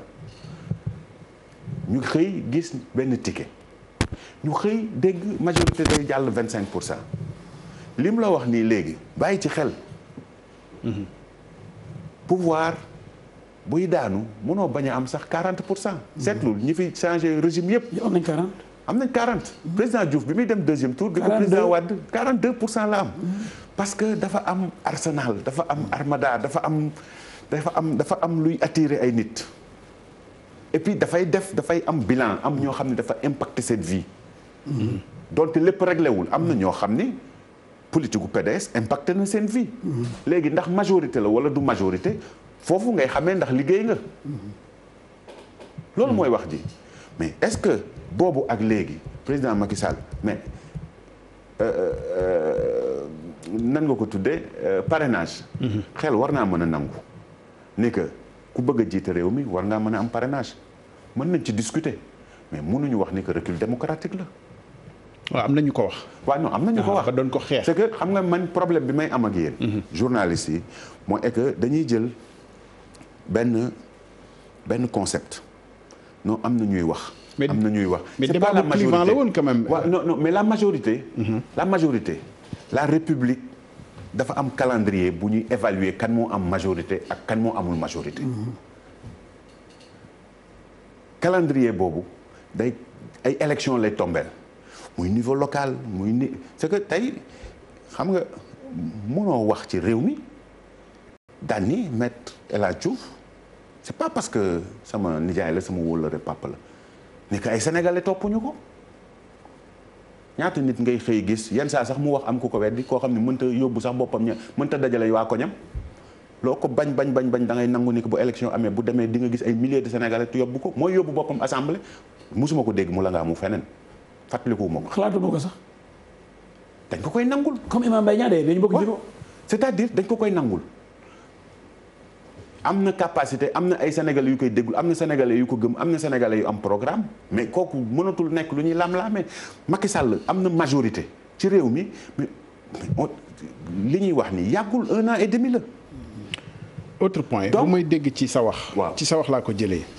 ci bi ngay introduire la sax nga ne toogoon ngeen yéen ndaw yi président Macky Sall nekkaguloon président ñëw ne leen jóg leen jëli seen ndaw yi ñu téye. bu ma ko rapporté ci li tax ñu xalaat ba léegi nii xëy na la ñu doon xeex saax nañ ko parce que buñ ko xeexee ba am ko peut-être war na fee jóge définitivement. tey rek am na manifestation bu amoon. association bu ñuy wax wala kuréel bu ñuy wax nitu dëgg. la ñu doon xeex mooy seen ñooñ bu ñu jàpp. mu ngi kaso. Abdou Karim Gueye. xurum xaq defe naa. dañ ciy dégg rek li Macky Sall doon wax. ay nitam. jàpp nañ ci dem leen jëli ko. ñoom kooku lañ bëgg ñu libéré ko benn. ñeneen ñi ci mouvement 23 juin bi. fàttali nañ xar ma joxe benn exemple. damay complété oui parce que bu ma joxe benn exemple loolu bàyyi rek. waaw non damay joxe exemple yi après nga tontu ci tey. jàpp nañ ay jeunes GIR tey. jàpp nañ ay jeunes APR tey. waaw d'accord mooy sax-saaxe bi ci yooyu yëpp est-ce que waru fi woon a jóge après 23 juin ma jeexal exemple beneen bi fàttali nañu fii maître moo ko fàttali yow tam fàttali nga ko Cheikh Bamba Dièye la nga amoon na ci grille du palais takk boppam pour am idéal boo xam ne moom la doon xeex bu yàggul Guy Marius Sagna def naa xaw na jege palais gis nañu li ko ci fekk loolu moo tax ñu ne li ñu doon xeex est-ce que waroon nañoo tollaat ci at yoo xam ne nii la ñu xeex ba gañe ko danañ ci tolluwaat tey di ko xeexaat avec les mêmes acteurs mais de l'autre côté. li nga nanguwul rek. non damay waaw peut-être sa analyse. man mën naa la ko nangul mais li nga nanguwul jël en compte sa analyse mooy li tax xeex di am c'est-à-dire amul benn Sénégalais à commencer par le président Macky Sall buy nangu ñuy revenir sur des principes yoo xam ni ay nit dañoo xeex pour mu am léegi boo bëggee méngale 23 juin ak xaw ma. no ay fait rek. fait pas le contexte historique. xam nga fait dafa am. waaw mais c'est graduel. ni ngay waxee 9 ak 6 bokkul 9 ak 1 bokkul. c'est-à-dire y a un fossé. léegi les gars yi ne 6 ak 9. non déedéet mais on sait. c'est-à-dire mathématiciens yi sax. mën nañ la wax non ça dépend ci ban base nga nekk. 1 plus 1 n'est pas égal à 2 c'est-à-dire nit ki moom bu bëggee jël position mais ci li ñëpp d'accord. mooy est que ku wax dëgg rek ca yàlla tax mooy est que li justifié woon 23 juin recul démocratique boobu ba léegi amu fi man xëy na bu fi toogoon laa koy gën a mën a nekk à l'aise pour wax ko parce que peut-être mën nañ jàpp ni que li mu fi nekkul société civile man mënuma d'accord ci yu bari ak ñoom parce que man li ma gëm ak ñoom li ñu gëm dafa bari fu mu wute. Moi je ne défends pas le libertinage je défends la liberté nit ki lu la neex wax lu la neex def lu la neex nekke man gëmuma loolu pour man nit dafa am ay limites principe universel. ñu aplatir valeur yëpp créer benn nit universel man gëmuma loolu. am naa droit ni gëmuma ko sama leader am na ni droit ni que man ni jeune français bi mel noonu la jeune sénégalais bi mel bëggul loolu man bëgguma ko xëy na sama nijaay bëggu ko am na keneen ku ko bëgg mais keneen ku bëggul lu mel noonu da ngay ut programme nga def comme tonton El Hadj Diouf ñëw toog fii ci télé bi ni damaa bëgg a yor réew mi bu jongante jamee nga dem jongante mais kenn falu la da ngaa dem dajaloo li leen di dundal mooy ay nit yu am seen xaalis am gis-gis ci àdduna daan ni man dama gis ni que la femme doit être libre la femme doit être autonome je conçois ni que nit ki am na droit def lu ko neex mariage pour tous ay principe mu jël xaalisam da ko ci def mu am ci droit. mais Sénégal kenn défendre déedéet dama lay expliquer. d'habitude organisme yooyu nan lay fonctionner man jàpp naa ni pour nga mën a am daraja ñëw toog fii comme wax ñaar mën a nekk. ay sénégalais dañuy dajaloo wóolu la nga dem assemblée ñëw toog yor parti politique di ut nguur ñu xam ni que yow mii ak loo bañ wax naa ko sànq maître El Hadj Diouf da ngay nangu ay milliers de sénégalais mais quand même wóolu nañ ko sax ba yëkkati kartam tànn ko mais koo xam ne mosuñu laa natt xamuñu ñaata sénégalais moo nekk ci yow benn organisation da ngay xëy bind après nga bëgg a wax ci turu askan bi est-ce que c'est juste est-ce que mën nañ ñu comparer. ñun politique ñun dañoo seen vocation aussi du wuti nguur xam nga ñun tey ak loo sikk président Macky Sall dafa bind programme am ay alliés ñëw ñoom maître El Hadj Diouf ñëw ne ko sa programme bi kat pour mu ànd ci da nga may defal lii jëlal ma point bi en charge man lii laa bëgg ñu dajale ba mu doon programme ñu dem seeti sénégalais yi ñu nii lañ bëgg a doxale réew mi yow nga dem toog ca koñ ba parce que am na ñeen ñun ñooy waxal am na yenn principe yoo gëm nga bëgg ñu ko imposer mënta nekk ni mu amee ci mag ñi noonu la amee ci jeunes yi noonu la amee ci jigéen yi noonu la amee moi man bokkuma ci ñi gëm ni que ni jeune France mel ni jigéenu États-Unis mel ni cadre japonais mel noonu la cadre sénégalais wala femme sénégalaise wala jeune sénégalais wala mel. mais loolu c'est caricatural parce que quand même société civile bi défendre ñu loolu c'est que c'est-à-dire la vérité surtout baatu libertinage bi je pense c'est pas approprié ci li muy gën a dem libertinage si je pense quand même que si c'est que on doit apprendre de ce qui s'est passé c'est-à-dire man bi may ñëw fii nii li tax parce que gëj naa nangu wax en public parce que cër bi ma am la ak fi ma féete la mais dama jàpp ni que am na lu taxoon samay moroom ñàkk seen bakkan am na lu taxoon samay papa engagé wu am na lu taxoon ay politiciens engagé wu am na fu nit ñi bëgg Sénégal bu ñu bëgg a dem ñi ëpp ci sénégalais yi tey munoo wax ni que wóoluwuñu ki fi nekk parce que ñoo ko fi teg yàggul léegi est-ce que ci loolu lañ nekk ban Sénégal lañ jëm ban Sénégal lañ bëgg man am na nu ma xalaat mais mënuma bokk xalaat ak ki nga xam ni am na ci droit moom dafa bëgg àddina bi yëpp yem ni japonais bi mel bon c'est-à-dire aujourd'hui. mais xam nga dañuy wax am na principe liberté yoo xam ne dañuy wax ay principe universel la aussi. non je pense que yooyu duñ ko remettre en cause quand même. non c'est-à-dire y a pas amul principe universel. si les principes de liberté d'accord nañu ci. non xaaral ma wax la. voilà c'est là où c'est grave. c'est là où c'est dangereux. et on commence à voir les effets. Mame Mbaye Niang est-ce que da ngay remettre en cause ay principes ay aspirations non je ne remets pas de liberté en cause. non égalité parce que yooyu mooy principe universel yi aussi voilà ñun ñëpp ñu yem ci loi bi on va analyser des faits.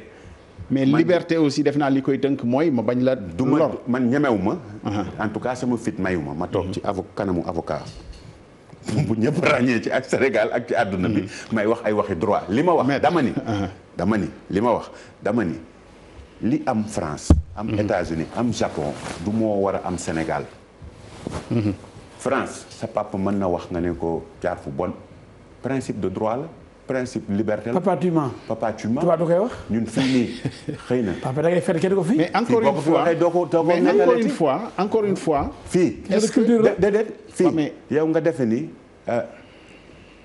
sama rakk ji nga maye di nga dem ba màgget mu lay yëkkati di la fayal 70 000 ci benn kër. jamais. jaral na ko mu bàyyi àddunaam indi la këram. oui mais damay bañ ñi ñuy déglu. dégg ci nii. société civile wala organisation droit de l'homme yeeg liberté yi loolu la ñuy xeex pour mu nekk ci réew mi. man dégguma fu ñu ne. loolu la ñuy xeex. déedéet non mais. boo joxee parole daal ci wax. waaw d'accord d'accord non peut-être boobu du débat wu tey bi maître fi ma bëggoon ñëw mooy. héritage 23 juin bi. oui.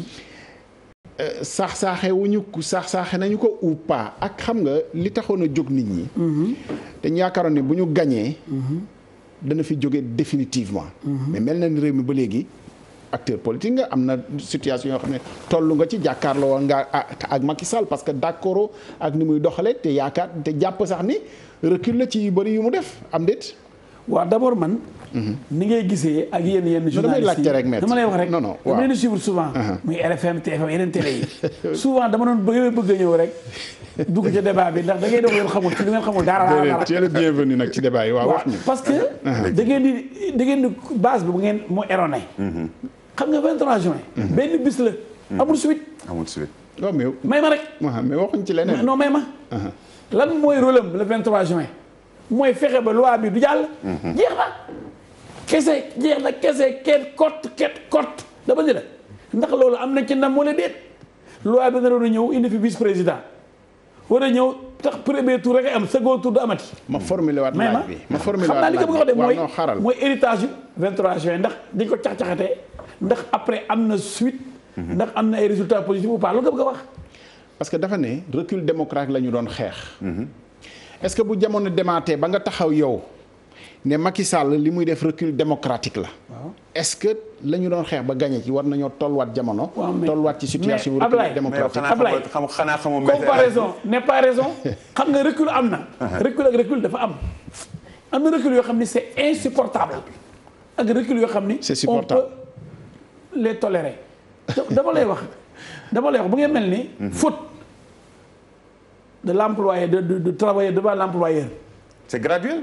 noonu la du yëpp faute lu la mën na am faute boo xam ni. am na blâme. am na suspension am na réprimande am na mise à pied am na licenciement. waaye tëb ni comme Macky def na pour man li mu def yëpp baaxul. man de ku ma xam na ci loolu. lu ma ànd ak yow je lui ai dit ça un jour ma ne ko président mu ne yaa ngi waxati rek ma ne ko kéem bien mu ne pat ma ne ko châtie bien ndax moom nangul dégg loolu. kéem bien châtie bien xam naa mooy suivre. du fàtte dañuy dem ci moom. pas moo nëbb moom xam naa ne moom sama waay la. mais entourage am lu ma wax loo xam ne àndu ci dañu président gi El Hadj Diouf di waxati. mel ni man dama code El Hadj Diouf gis nga bu ma nekk assemblée. ñu tëb ni dañuy yokk nombre de députés pour un groupe parlementaire. tey jii nii Moustapha Diakhaté mii di coow. xanaa tey la. mais fépp fu ñu damoon de démocratie Moustapha Diakhaté boo ko jiite assemblée. ma jàlloog moom.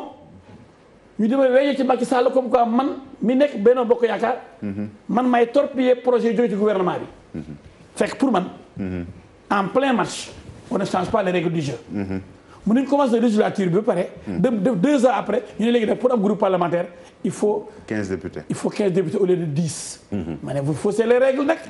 arbitre bi dem ñu arbitre ba yàgg mën léegi day am benn 12e homme day dugg ci biir terrain bi mais Moustapha Diakhaté groupe parlementaire moo watee musiba boobu pour man musiba la tey ak lu mën a wax moo ko wate man maa ko opposé wu dama lay woon bëri pareegul mais xam nga ñu yeewoon may ma rek Ablaye damay joxe exemple ñu ne ku génn sa groupe parlementaire amatoo droit dem ci beneen groupe parlementaire wala créer groupe parlementaire boo génnee groupe parlementaire bi nga nekkoon da nga daa nekk non inscrit par la force te règlement intérieur assemblée dafa di les groupes parlementaires sont constitués selon les affinités politiques les affinités politiques se font et se défont absolument tey Idrissa Seck àndoon ak Ablaye Wade àndatuñu Macky Sall àndoon ak Ablaye Wade àndatuñu nga bëgg ko forcer mu toog ci groupe parlementaire Ablaye Wade moom Macky Sall te mu jógee fa ma ne loolu c'est injuste Moustapha Diakhaté wate ko ma xeex ko ñu di ma boolee Macky Sall ak yu bëree bëri Ablaye lu mu ànd ak yow boo xamee ni lii pour man c'est pas normal ma jox la beneen bu Moustapha Diakhaté defati ak Moustapha Niasse Omar Sarr présenté bi ñuy voté pour le nouveau bureau de l'Assemblée. xam nga loolu suñ ko defee même ci 23 jours bu ñu ñëwee. dama ñëw mën nañ la ne Ablaye nga dama lay woon après man la ndax yooyu jar na ñu mobiliser Sénégal yëpp wala jaru ko man maa ngi ko doon xeexal peuple bi. est-ce que jaroon na Sénégal yëpp ci benn bi jarul leen ko.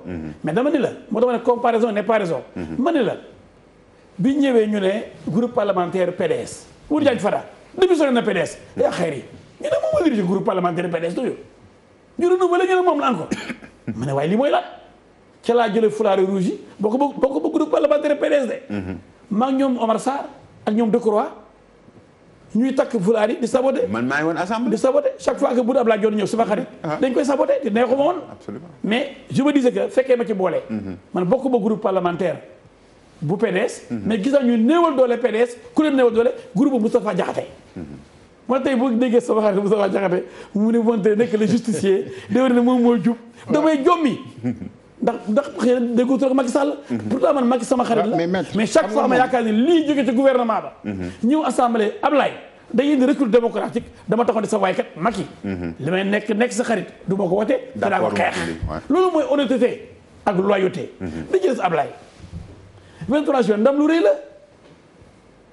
bu leen ñàkkal fayda su ndam li ndamu moo nëba la ndamu Barthélémy la ndamu Mbaye Dione la mbaru Thérèse la bu Ablaye Wilane bu ñoom Malick Diop bu suba booy yi si xëy na loolu moo warul parce que nee nga suñu deuxième yow sa njël benn propos nee nga suñu deuxième indépendance Ablaye bu ma doog tuuti dama bëgg xam nga man dama déglu bu yàgg ba léegi dama bëgg a développer pour Sénégalais non damay bañ rek doo may ma rek comme nee nga suñu indépendance non may ma rek bokk ñun ñëpp rek may ma dama koy développer xam nga man tey dama bëgg rek déglu ma mu toj ok léegi maître Alioune Tine ngi fi. waaw c'est bien loolu tey mu neex dama bëgg may ma toj. dama ni le 23 juin. c'est un jour le 19 mars. kenn du ko fàtte ndax yàlla ko yàlla yërëm. fa Sidy Lamine Niass. jour bi dafa am jour. ndax 23 juin nam la wala du nam. gouvernement bu tiit. jaaxle. xam ni lii bu ma continuer. dañ ne baadoola bu jëmee ci gàcceeb du taxaw. absolument.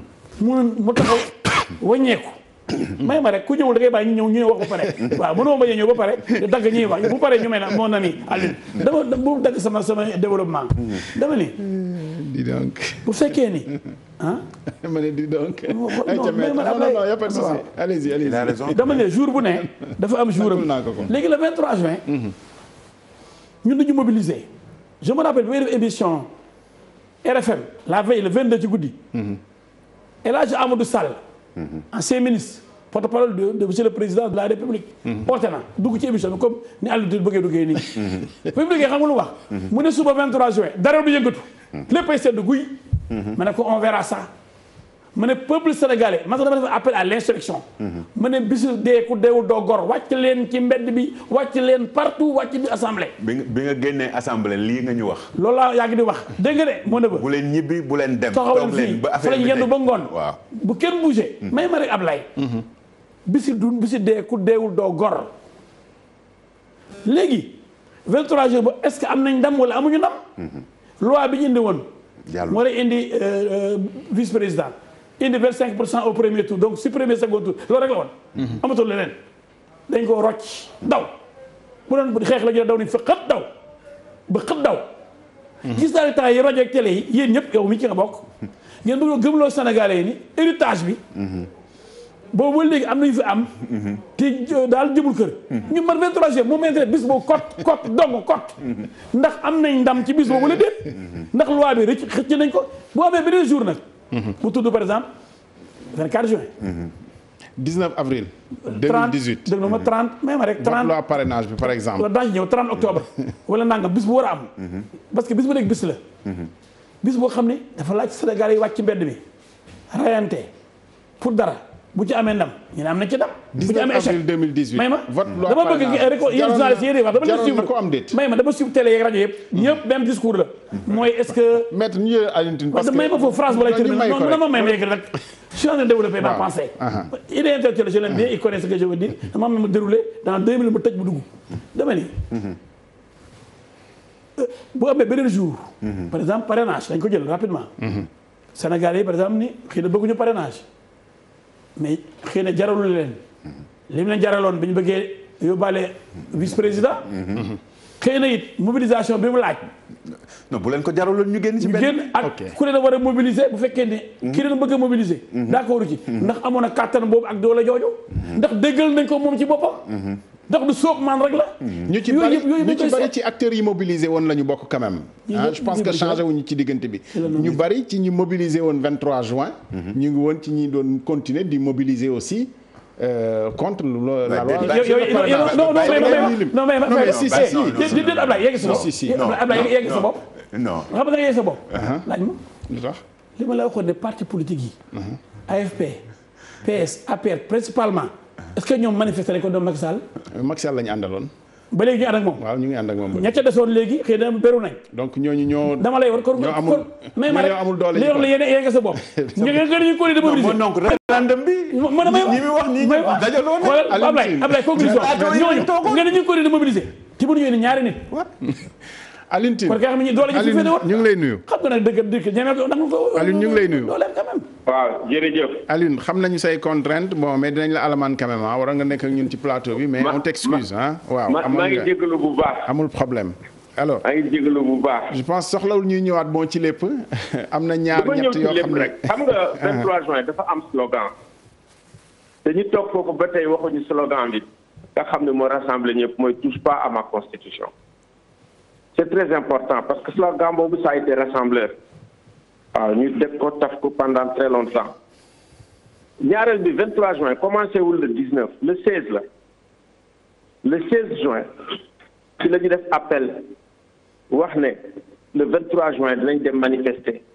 il faut ñu xool aussi archive bu histoire yi ñu seet période bi nga xamee ne Wade déposé na kiyam parti yi ñan ñoo ci réagir nga génne pièces yi ni bon voilà mais boobu ñun on a réagi pour dire écoutez dañ def bi ñu ko defee le 19 ci la ñu jóg dem seeti benn Siggil Sénégal Kër Dansa c'était une délégation aussi boo xam ne société civile boo ko composé ils nous ont bien reçus ñoom ñëpp leader yëpp a nga fa woon au quart de tour ñëpp accepté que le 23 juin dañuy daje c'est vrai effectivement li Mame Mbaye Niang wax que mobilisation bi nga xam ne parti politique yi ñu ngi koy def société civile mënu ko def c'est évident mais tamit cotisation yi société civile cotisé na bu baax a baax ñun am na ay kii yoo xam ne ñun ñoo ko def te it aussi am na ay yoo xam ne dëgg-dëgg 23 juin du 23 juin rek 23 juin ba 12 mars la période yooyu yëpp régulièrement fréquemment pratiquement toutes les 2 semaines dañu doon def ay manifestations ñëpp di ñëw du parti politique yi rek sénégalais lambda yu bëri ñu ngi woon di ñëw di ci bokk donc je pense que daal mën nañ ne mouvement boobu lan mu ne woon spécificité am tey te lu am solo la parce que mouvement bi dafa inspiré ñeneen ci àdduna bi boo demee tey amul lancé Guinée moom la ñuy def maanaam mu am ay mouvement citoyen yoo xam ne parti société civile parti politique syndicat personnalité indépendante ñëpp dañ ci bokk ay mouvement yu bees la boo demee Algérie tey Irak moom la boo demee Soudan moom la woon étudiants yi génn ñu bëri ak xale yeeg yëpp donc mouvement yu bees yooyu la ñu war a jàng Sénégal bàyyi na ko peut-être jéem nañu bi nga xamee ne aussi Macky ñëw na nekk à la présidence de la République nañ wax dëgg te dee opposition essayé nañ ba bëgg a dee affaire loi parrainage affaire yëpp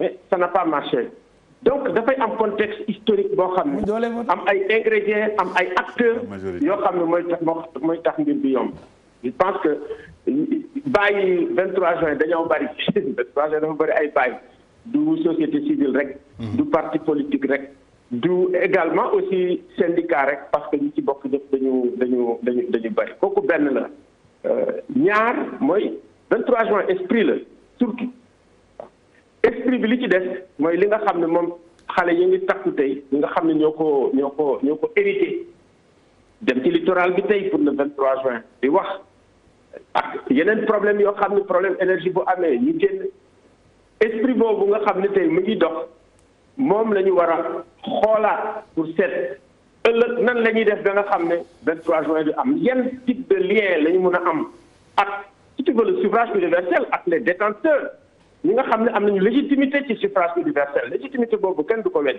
mais il est évident que am na une légitimité émergente qui est très forte aujourd'hui sur le plan international et sur le plan national moo indi affaire li ñuy wax George Floyd yeeg yooyu yëpp yan type de lien la ñuy am pour ñu réinventer la politique te tey boo xoolee li am Mali ak li xam li am un petit peu dans la sous-région waaye que politique ak ni ñu koy defee de façon classique dafa àgg si à bout de souffle question yooyu nag la ñu war a xool dan lañ koy gëstoo pour seet dan la ñuy dem kanam et puis 23 juin écoutez situation post-Covid bi nga xam ne mën ñu ngi ci ne ak difficulté yi nga xam ne moom la pays bi am est-ce que pays bi dina ko attal ces questions là dañ koy poser et puis réponse bi du kenn nit moo ko am état bi da ciy war a xalaat ñun ñi nga xam ne dañ ci war a xalaat ñi nga xam ne dañu yàkkamti parce que mun nga def sa révolution ba pare te daf lay échappé même révolution 1789 dafa échappé ñi nga xam ne ñoo ko def ay révolution d'octobre ak yu mel noonu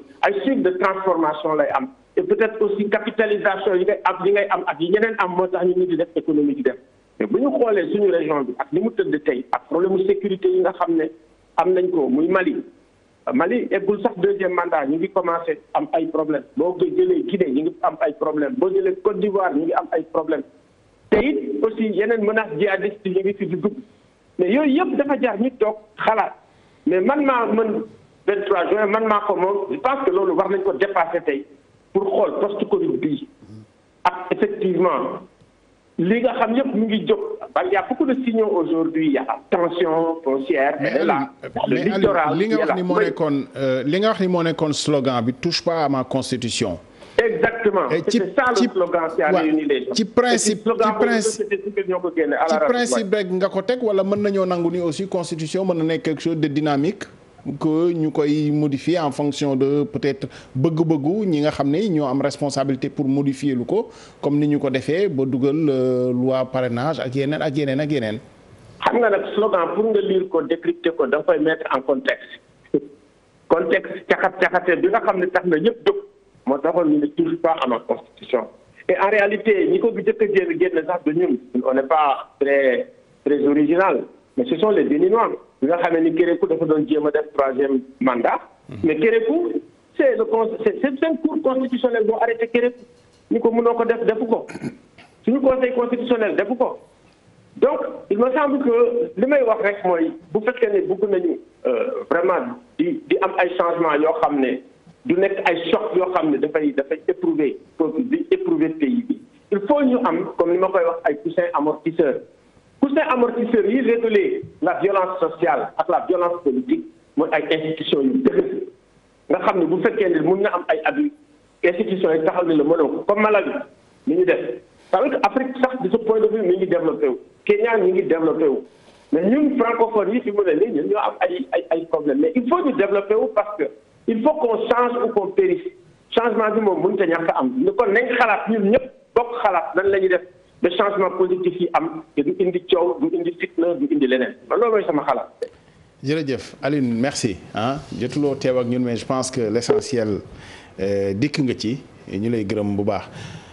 Monsieur le ministre Mame Mbaye Niang ministre chef de cabinet du président de la République fàttali nañu sa taxawaay ci jamono ji bi nga xam ne nii 23 juin mu ngi xew en tant que jeunesse politique yi nga xam ne ñoo doon gunge président Macky Sall jamonoy Covid bi lañ nekk xëy na tax na lu bari ci kujje gi waxatuñu ko. est-ce que bu ñu defee 23 juin te ñu ne après 23 juin 23 juin li ñu doon xeex ci 23 juin bi la yem. mais bu ñu ci jógee est-ce que jamono jii Sénégalu 2020 waroon nañoo dellusiwaat ci débat li Alioune Tine wax léegi ci kéréku la ñu déggee sax touche pas à ma constitution.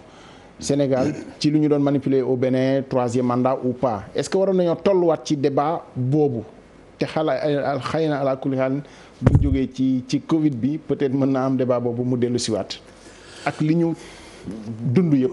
waaw déglu naa maa ngi nuyu mon oncle Alioune Tine.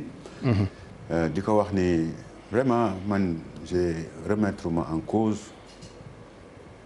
ci ni mu doxalee M23 ci ñuy ñëpp suñuy kilifa nekk fa te suñuy kilifa ci jamono yooyu wax naa ko léegi maître El Hadj Diouf ñoom ñoo dajaloo pour plus d'attractivité et homogénéité pour que affaire bi jàpp. ñoom xooluñu ni ñoom ñoo indi seen i nit. xooluñu ni que ñoom ñoo indi seen xaalis ñoo engagé seen i troupe. li ñu xool.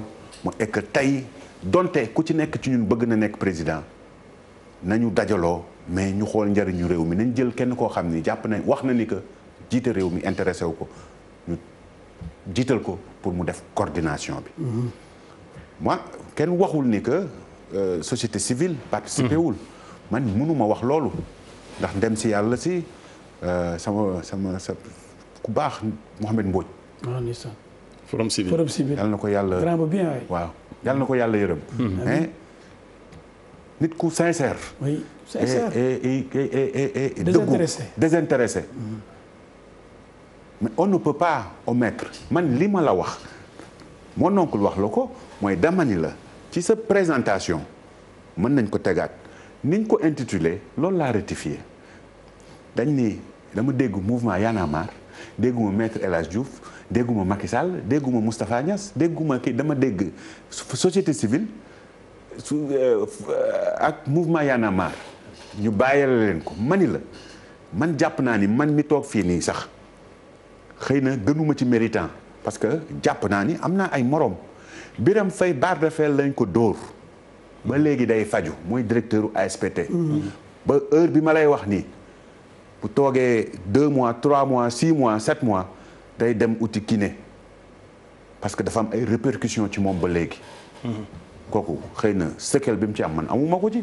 man nañ jàpp ne que mu ëppoon mérite sax que man ñoo toog fii.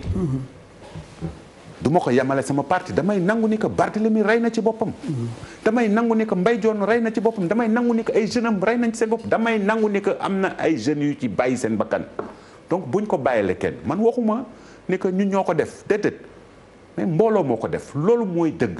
beneen bi slogan yi je pense que c'était pas touche pas rek à ma constitution. c'est là où les artistes ont été inspirés. parce que loolu ci loolu la ñu xarañ inspiré créer lu attractif.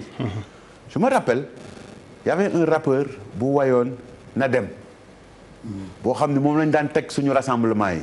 na dem na dem a dem a dem.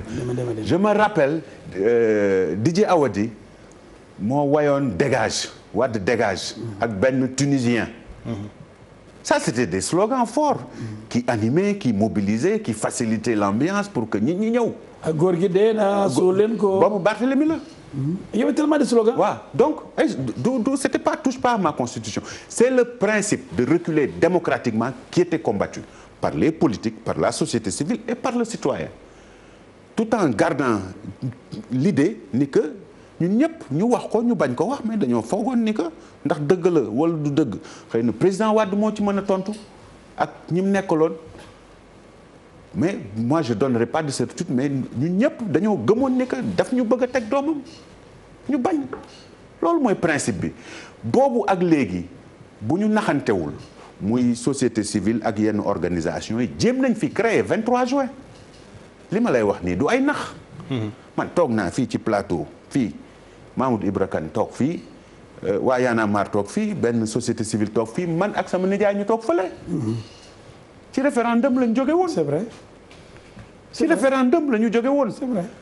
ñii ngay lim fii ñii yëpp ak yenn parti politique ñu dajaloo. ñun changé wuñu constitution bi de façon flagrante et buy delloo ginnaaw yóbbu ko assemblée. changement constitution majeur du président Macky Sall def référendum lañ dem. ñu battre campagne ñun ñu battre campagne. ñu dem wax ak sénégalais yi ñun ñu dem wax ak sénégalais yi ci lañ ñu jiiñ ni que dañ fi bëgg indi ñaari tour avec les nouveaux droits. oui ci lañ ñu jiiñ ni que Macky Sall dafa bëgg a jël kilifteefu loolu lañ dem wax waa àll bi. kilifteefu doom bàyyi ci kaw doom li fi nasaraan yi di def ca boobu man toog nga fii ma toog fii ma ni kenn ci ñoom. ma ne ko man damaa contre lii est-ce que yow ñeme nga wax ni que da nga ko contre ñemewu ko wax. du ci tontu donc c'est-à-dire nañu xëccoo ci dëgg. nañu xëccoo ci ngor mais nañu xëccoo ci jub. boobu ak léegi ñi ngi jéem ba tey ba tey ci suba am na ñu doon jéem pour mu amaat bu ñu amul woon majorité du ñu gagné.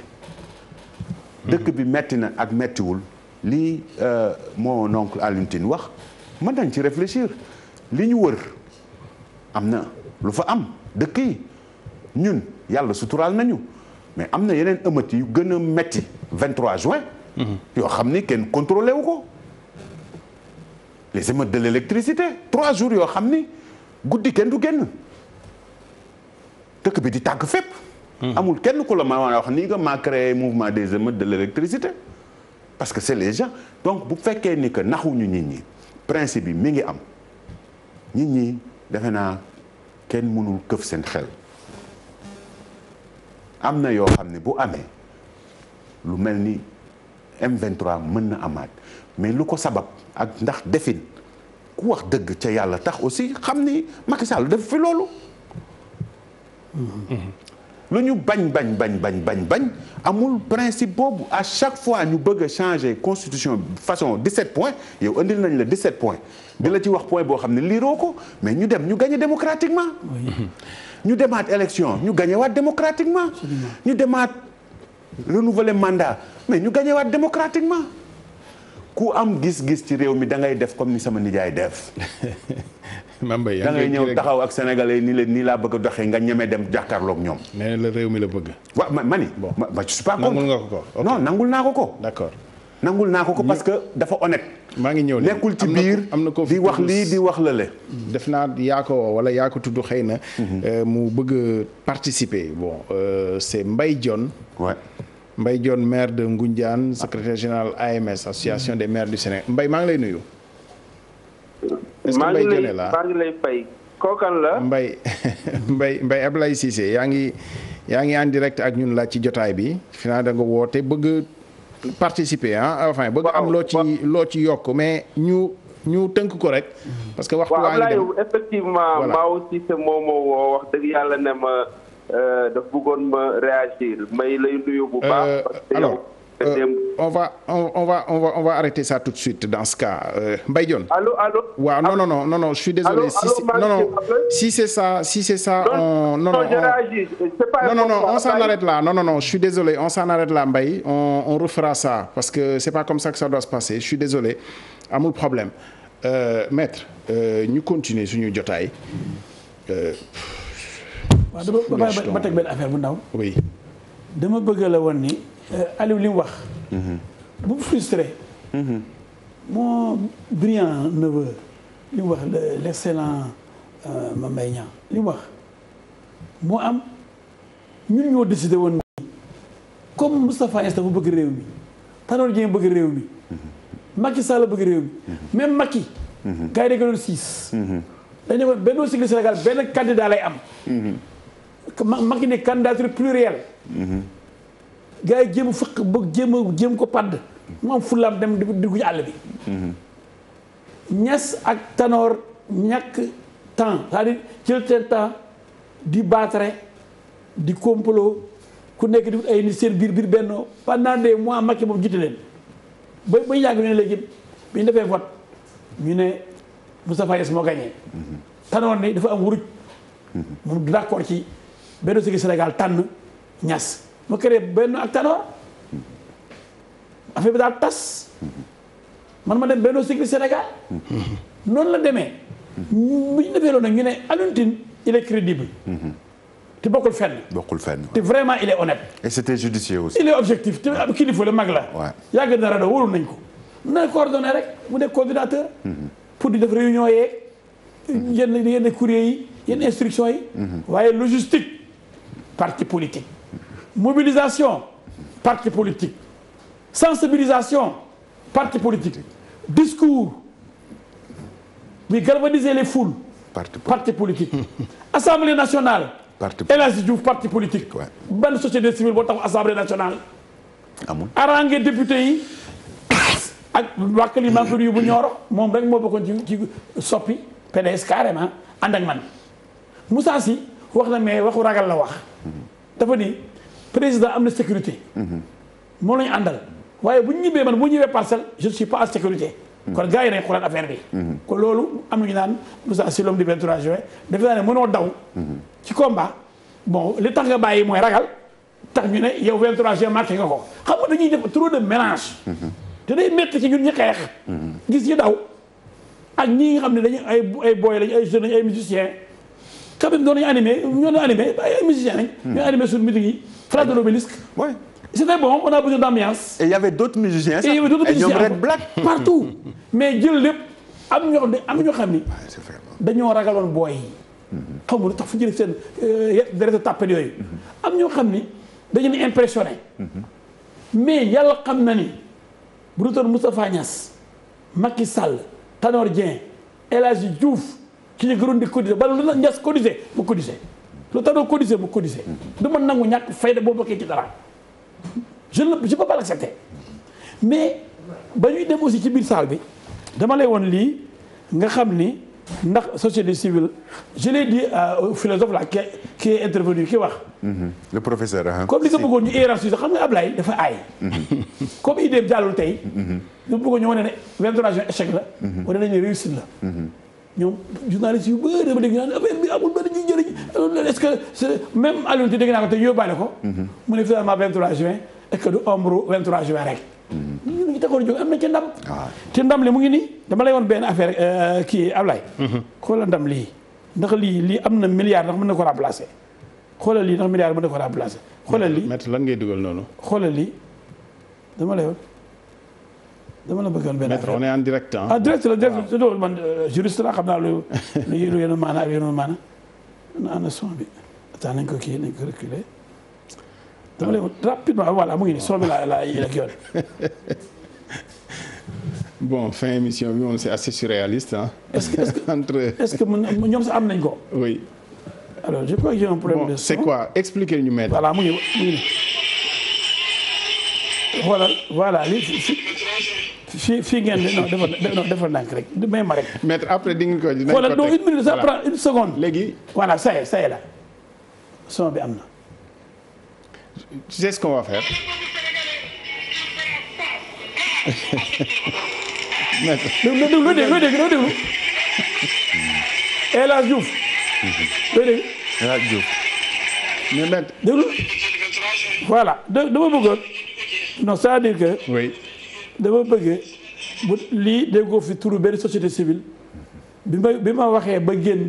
comme dama doon dugg di génn di ñëwaat. Alioune Tine dox na ba ñu toj bopp bi maître. xanaa ko dóor mais loolu dafa ñu metti. waaw mais Alioune Tine c'est un acteur éminent. waaw donc mais bu ñu Ablaye dafa ne complémentarité fi ñuy dugg aussi. je pense que Ablaye dama lay woon. tout Sénégalais honnête ne va pas lui contester. nit ki nangul ko mbaaxam. personne ne peut et personne n'a le droit. Y'en a marre am na mérite bu rëy. vraiment day mobiliser xale yi. def maillage comme ni ko waxee. li nga wax rek mooy du ñoom rek. Alioune Tine jàmbaar la. man après 23 juin dañ ma agressé Assemblée nationale. Famara Senghor. dañ ko offre mu dóor si ba toog ñu wéq ma ne li xanaa député ñëw fekk député mu toog mu di ko attaqué lu ne am na fi. mais dañ naan film bi ñu def sur le 23 juin Ablaye. damaa rus. am na ko génne benn film sur le 23 juin. dafa mel ne benn 23 juin Guinée équatoriale la ma fekk. amul benn trace El Hadji Diouf ci biir. ni assemblée ni ci foule bi ni fenn. te bu ne yoo génne na un film sur le 23 juin.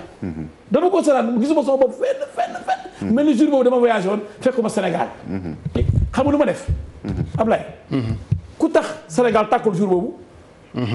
le jour J. ku tax Sénégal tàkkul. xam nga lu tax kan la ak lu tax nu ma def ba Sénégal tàkkul man juriste la. maa ngi règlement intérieur bi. xam naa bu ñu voté loi bi bu ñu génnee dëkk bi tàkk. ma njëkk a def remarque sur le fond sur le procès verbal le rapport de la commission. pendant lu ma 30 minutes may défoulé wu rek page sangam parce qu'il y avait trop de fautes. ndax xam nga comme dañuy urgence la. ba Ablaye Babou rapport bi nul. dara baaxut. te moom il tenait coûte que coûte à ce qu'on vote. bëggutoon lu ma ñu gaaw voté loi bi. dans la précipitation il y avait tellement de coquilles may souligner ñu ne boo demee ñu ne oh président di noppi leen sinon moom du bàyyi. ma joué ci loolu rek.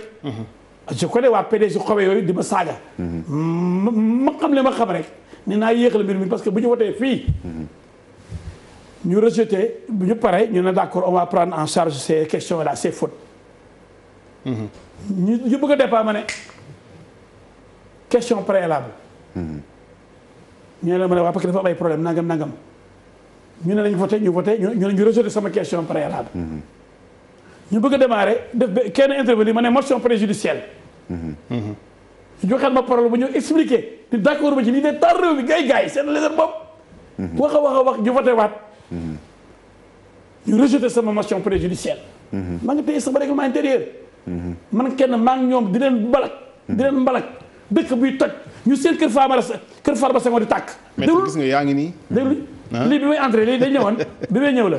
ok ak sama parti ak sama militant. du dugg si. ñu def ñu SMS bi ñuy ñëw. ñu nañ jaar ci ginnaaw assemblée bi. ndax ci kanam.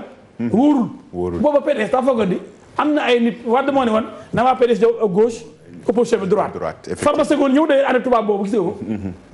ma dañu woon 20. astafurlah 5. 5. fee y avait au moins peut-être 10 000. 10 000 ak 5 personnes mën nañoo xeex.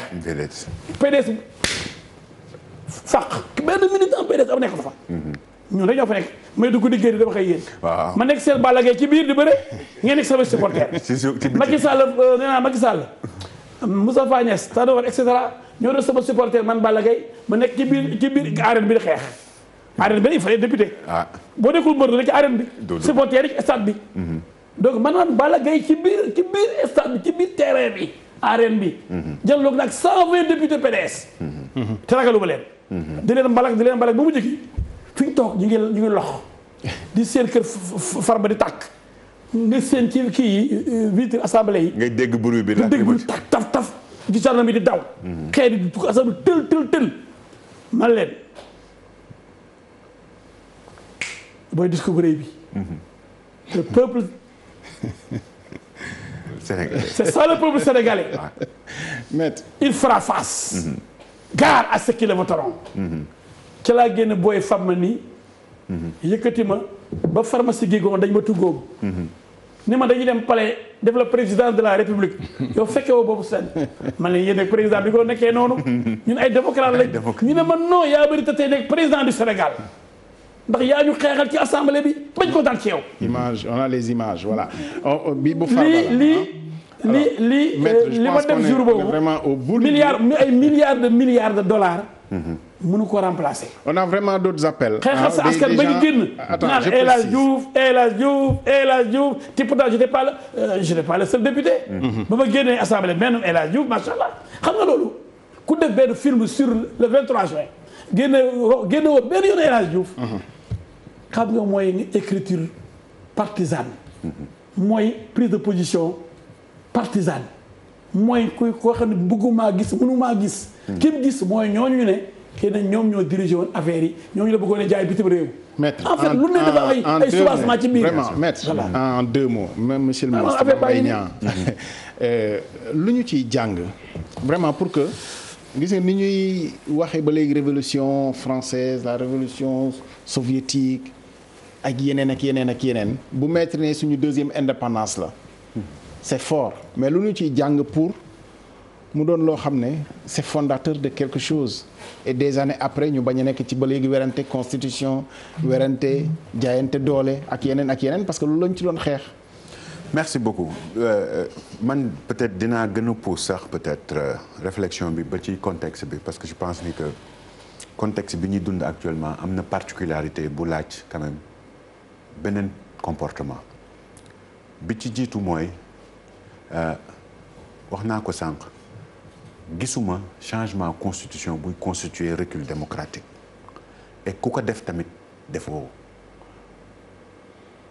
lu sargal ak lu rendre hommage vaillance boobu peuple sénégalais wane woon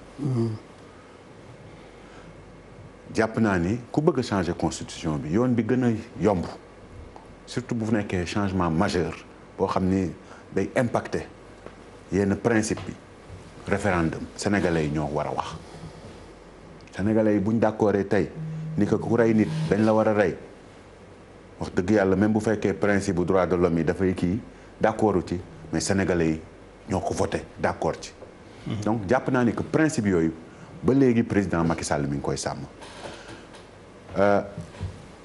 23 juin beneen moo war a am beneen concept mooy est que toll nañ foo xam ni tey li am ci àddina li am ci dëkk bi li am pratiquement ci dëkk yëpp wane na ni que am na ay limites objectives yu système yi egg et que niñ doon dundee démb ak bërki démb mënatuñ ko dunde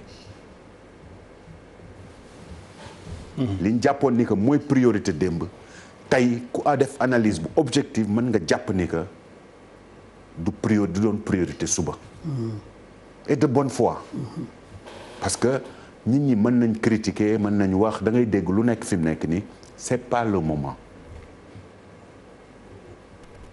on traverse des moments très difficiles tout le peuple sénégalais doit s'unir c'est pas le moment de faire le point ou non 23 juin boobu la ñu war a def ni ñu booloo woon 23 juin noonu la ñu war a booloowee fi mu nekk ba traverser difficultés yi tey opposition am na ñuy wax mais am na ñu ci responsable am na ñu comprendre ñu am dimension état xam ni même buñ gisee lu leen neex sax tey 23 juin bi donte man comme ni ñu bokkewul man ni ma bokkul woon gis-gis ak yenn ONG yi wala yenn parti politique yi ni ma bokkul woon gis-gis ak bëgg-bëgg responsable des jeunes maître El Hadj Diouf wala Barthélemy wala Mbaye Dione dañu gisoon réew mi moo tax ñu boole. Malick Noël Seck aussi. waaw Malick Noël Seck. xeexal trop. waaw di ko jàppee ba avocat. waaw Barthélemy la doon àndal. waaw moom Barthélemy bokkul waaw. convergence socialiste. voilà Barthélemy la doon àndal. donc ñoom lañ doon. jàpp naa ni fii ñu toll nii loolu lañ war a xool problème mu constitution posé wul. problème yi posé wu ay problème de santé la. ay problème de limite de système. ñu soxla xelu ñëpp. ñu commencé woon ko bu baax mais ngay gis ay problème ak lu nit am lu ko metti li laay war a suuli bul xool sa ambition wu bopp nañ xool réew mi fi mu jëm ku naxul sa bopp naxoo ñi nga àndal naxoo waa réew mi mën a comprendre ni que suba dina jafe et jafe-jafe yi suba yi am na ci ay sénégalais yi ñu yàlla may kattan ñu am ci xalaat muy ci wàllu droit muy ci wàllu fonctionnement muy ci wàllu économie muy ci wàllu sociologie tey ñooñu ñoo war a toog ñu xool am na yu leneen askan yi man ñun mënuñu ko am na lu ñu mën yu leneen askan 23 juin man li ma ciy jàng mooy que tey am nañ chance wu créé waat beneen 23 juin yàlla def na li muy def yaat cela 1 an et demi lañ jóge ci ay élection sénégalais yi wóolu nit jiital ko tànnul deful ci ay xalaatam dong mën nañ contester mën nañ wax d'accorduma ci lii d'accorduma ci lee mais dañuy nangu ni que moom la sénégalais yi wóolu te toogul rek jël décision bi moom rek di def bu ñu nangu ñu divertir nañu booloo après ku bëgg a uti nga def comme sama nijaay li mu wax moom bi mu toogee salaamaaleykum dafa wax li mu bëgg nëbbatuwul loolu mooy aussi gore nëbbatuwul dafa toog daan ni man sama jarbaat sénégalais yi sama am look bu bees parce que dama bëgg laaj réew mi dama gis ni que laaj réew mi am na doxalin am na mais teewul mu xalab teewul muy def fi mu nekk yàq jotatul def luy yàq jotul na ñëpp defar ñu ànd ba jéggi lii. Monsieur Lounis merci. Merci vraiment pour cette maître xam naa déclaration de candidature bi rek ngay def ñu tëjee ko. parce que waaw sànq moom conclure nga ba. waaw def loolu day neex xam nga waxtu xat fi mu toll nii. dafa d'une pierre deux coups. da nga laajte. bi ñu mën a jëlee ci 23 juin. dégg nga ko gars yaa ngi tëj émission. waaw 23 juin bi. en 30 secondes. leçon bi. mooy ñaan Macky Sall.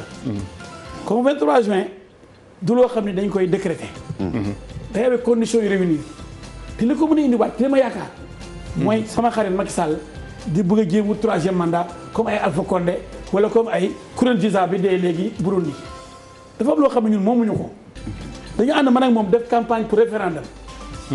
mu ne moom 2 mandats am lu ko weesu na dépassé nañ loolu 2 mandats nit waratu ko am. suñ démocratie war na ko dépassé. man mënu ma comprendre ay nit du ko wër damay bañ président ni nga ko waxee woon Ablaye Wade. maa ngi discours bi dafa doon Ablaye Wade. ñooñu la wër naan la wutal 3e mandat ëllëg ñoo lay njëkk a bàyyi daw boo daanoo. kon mandat mën na indi 23 juin. parce que amu ci droit 3e mandat mën na indi 23 kenn amu ci droit moom moo ko wattu ko ñun ñoo ànd def référendum man ak moom ànd nañ fu ne ci dëkk yu bëri ñëw gagné donc dama ni pour que 23 juin amaat lu garaaw a garaaw lu mel ni bëgg forcer am 3e mandat comme Alpha Condé kay ñi dee Guinée yëpp man may avocat Cellou Dalein Diallo. chaque jour maa ngi Guinée chaque jour dem naa ba kër yi ñu rey benn par benn. donc loolu laa bañal suma réew te Macky Sall xam naa ni yaakaar naa ni ci li ma foog sama xarit yaakaar naa am na xel te muus na te pour que l'histoire retienne pour que moom mu bind ci taarix Sénégal wane ne moo defar point yi moo defar lii moo defar lee. et que moo consolidé démocratie def 2 mandats dem ëllëg sax bu ko neexee mu ñëwaat loolu day rafet ci moom ba pare sauver Sénégal. pour que 23 juin du fi amati mukk. te nga samp yow samp nga. man nag dafa am lu am. yàlla xam na ni damay laaj réew mi. mais yàlla xam ne terewuma nelaw. bu dee moo gën ci Sénégal. te suñu borom bi nangu ko. damaa liggéeyal sama réew. ndax dama bëgg Sénégal. am yërmande ci réew mi. am xam-xam yore réew. jaar ci gouvernement nekk ministre. xam luy exécutif jaar assemblée nationale 10 ans nekk député xam luy loi. nekk avocat xam luy justice. ma boole 3 pouvoirs yi am. judiciaire exécutif ak législatif. bu ma amee expérience de 3 pouvoirs. bëriwul ñu ko am macha allah. war naa mën a yore réew mi fekk am naa yërmande it te sama xol rafet na. pour Sénégal jëm kanam. maître jërëjëf. waaw loolu rek la tax ma bëgg a liggéey sama réew. merci beaucoup maître merci ministre Mame Mbaye Niang ministre chef de cabinet du président de maître tey ci suba dafa am suma benn jarbaat bu judd ñu jiitaloon ma tufli ci nopp bi vraiment xam nga nag léeg-léeg kilifteef bi dafay toll foofu vraiment maa ko tudd. alors mu ngi judd 16 juin. 16 juin dafa tombé ak les émeutes de Soweto. 76. bien sûr. ñu ngénti ko 23 juin. waaw yaayam nag di activiste bu mag jarul ko fiy tudd activiste bu mag la yaay ji waaye mu fexe ba toftal nag ci tur bi ñu tuddee ko tur bu màgg Moustapha. waaye mu fexe ba dugal voilà mu fexe ba dugal ci Layo Moustapha Layo nag li muy tekki en Yoruba mooy la joie mais la joie bu jóge ci c'est-à-dire après xeex ba gagné joie. joie bi nga amoon 23 juin donc Moustapha Layo ba nanguwaat Kaaba gi joie la. voilà ndax loolu sangu l'islam la loolu tax ñu ne xeex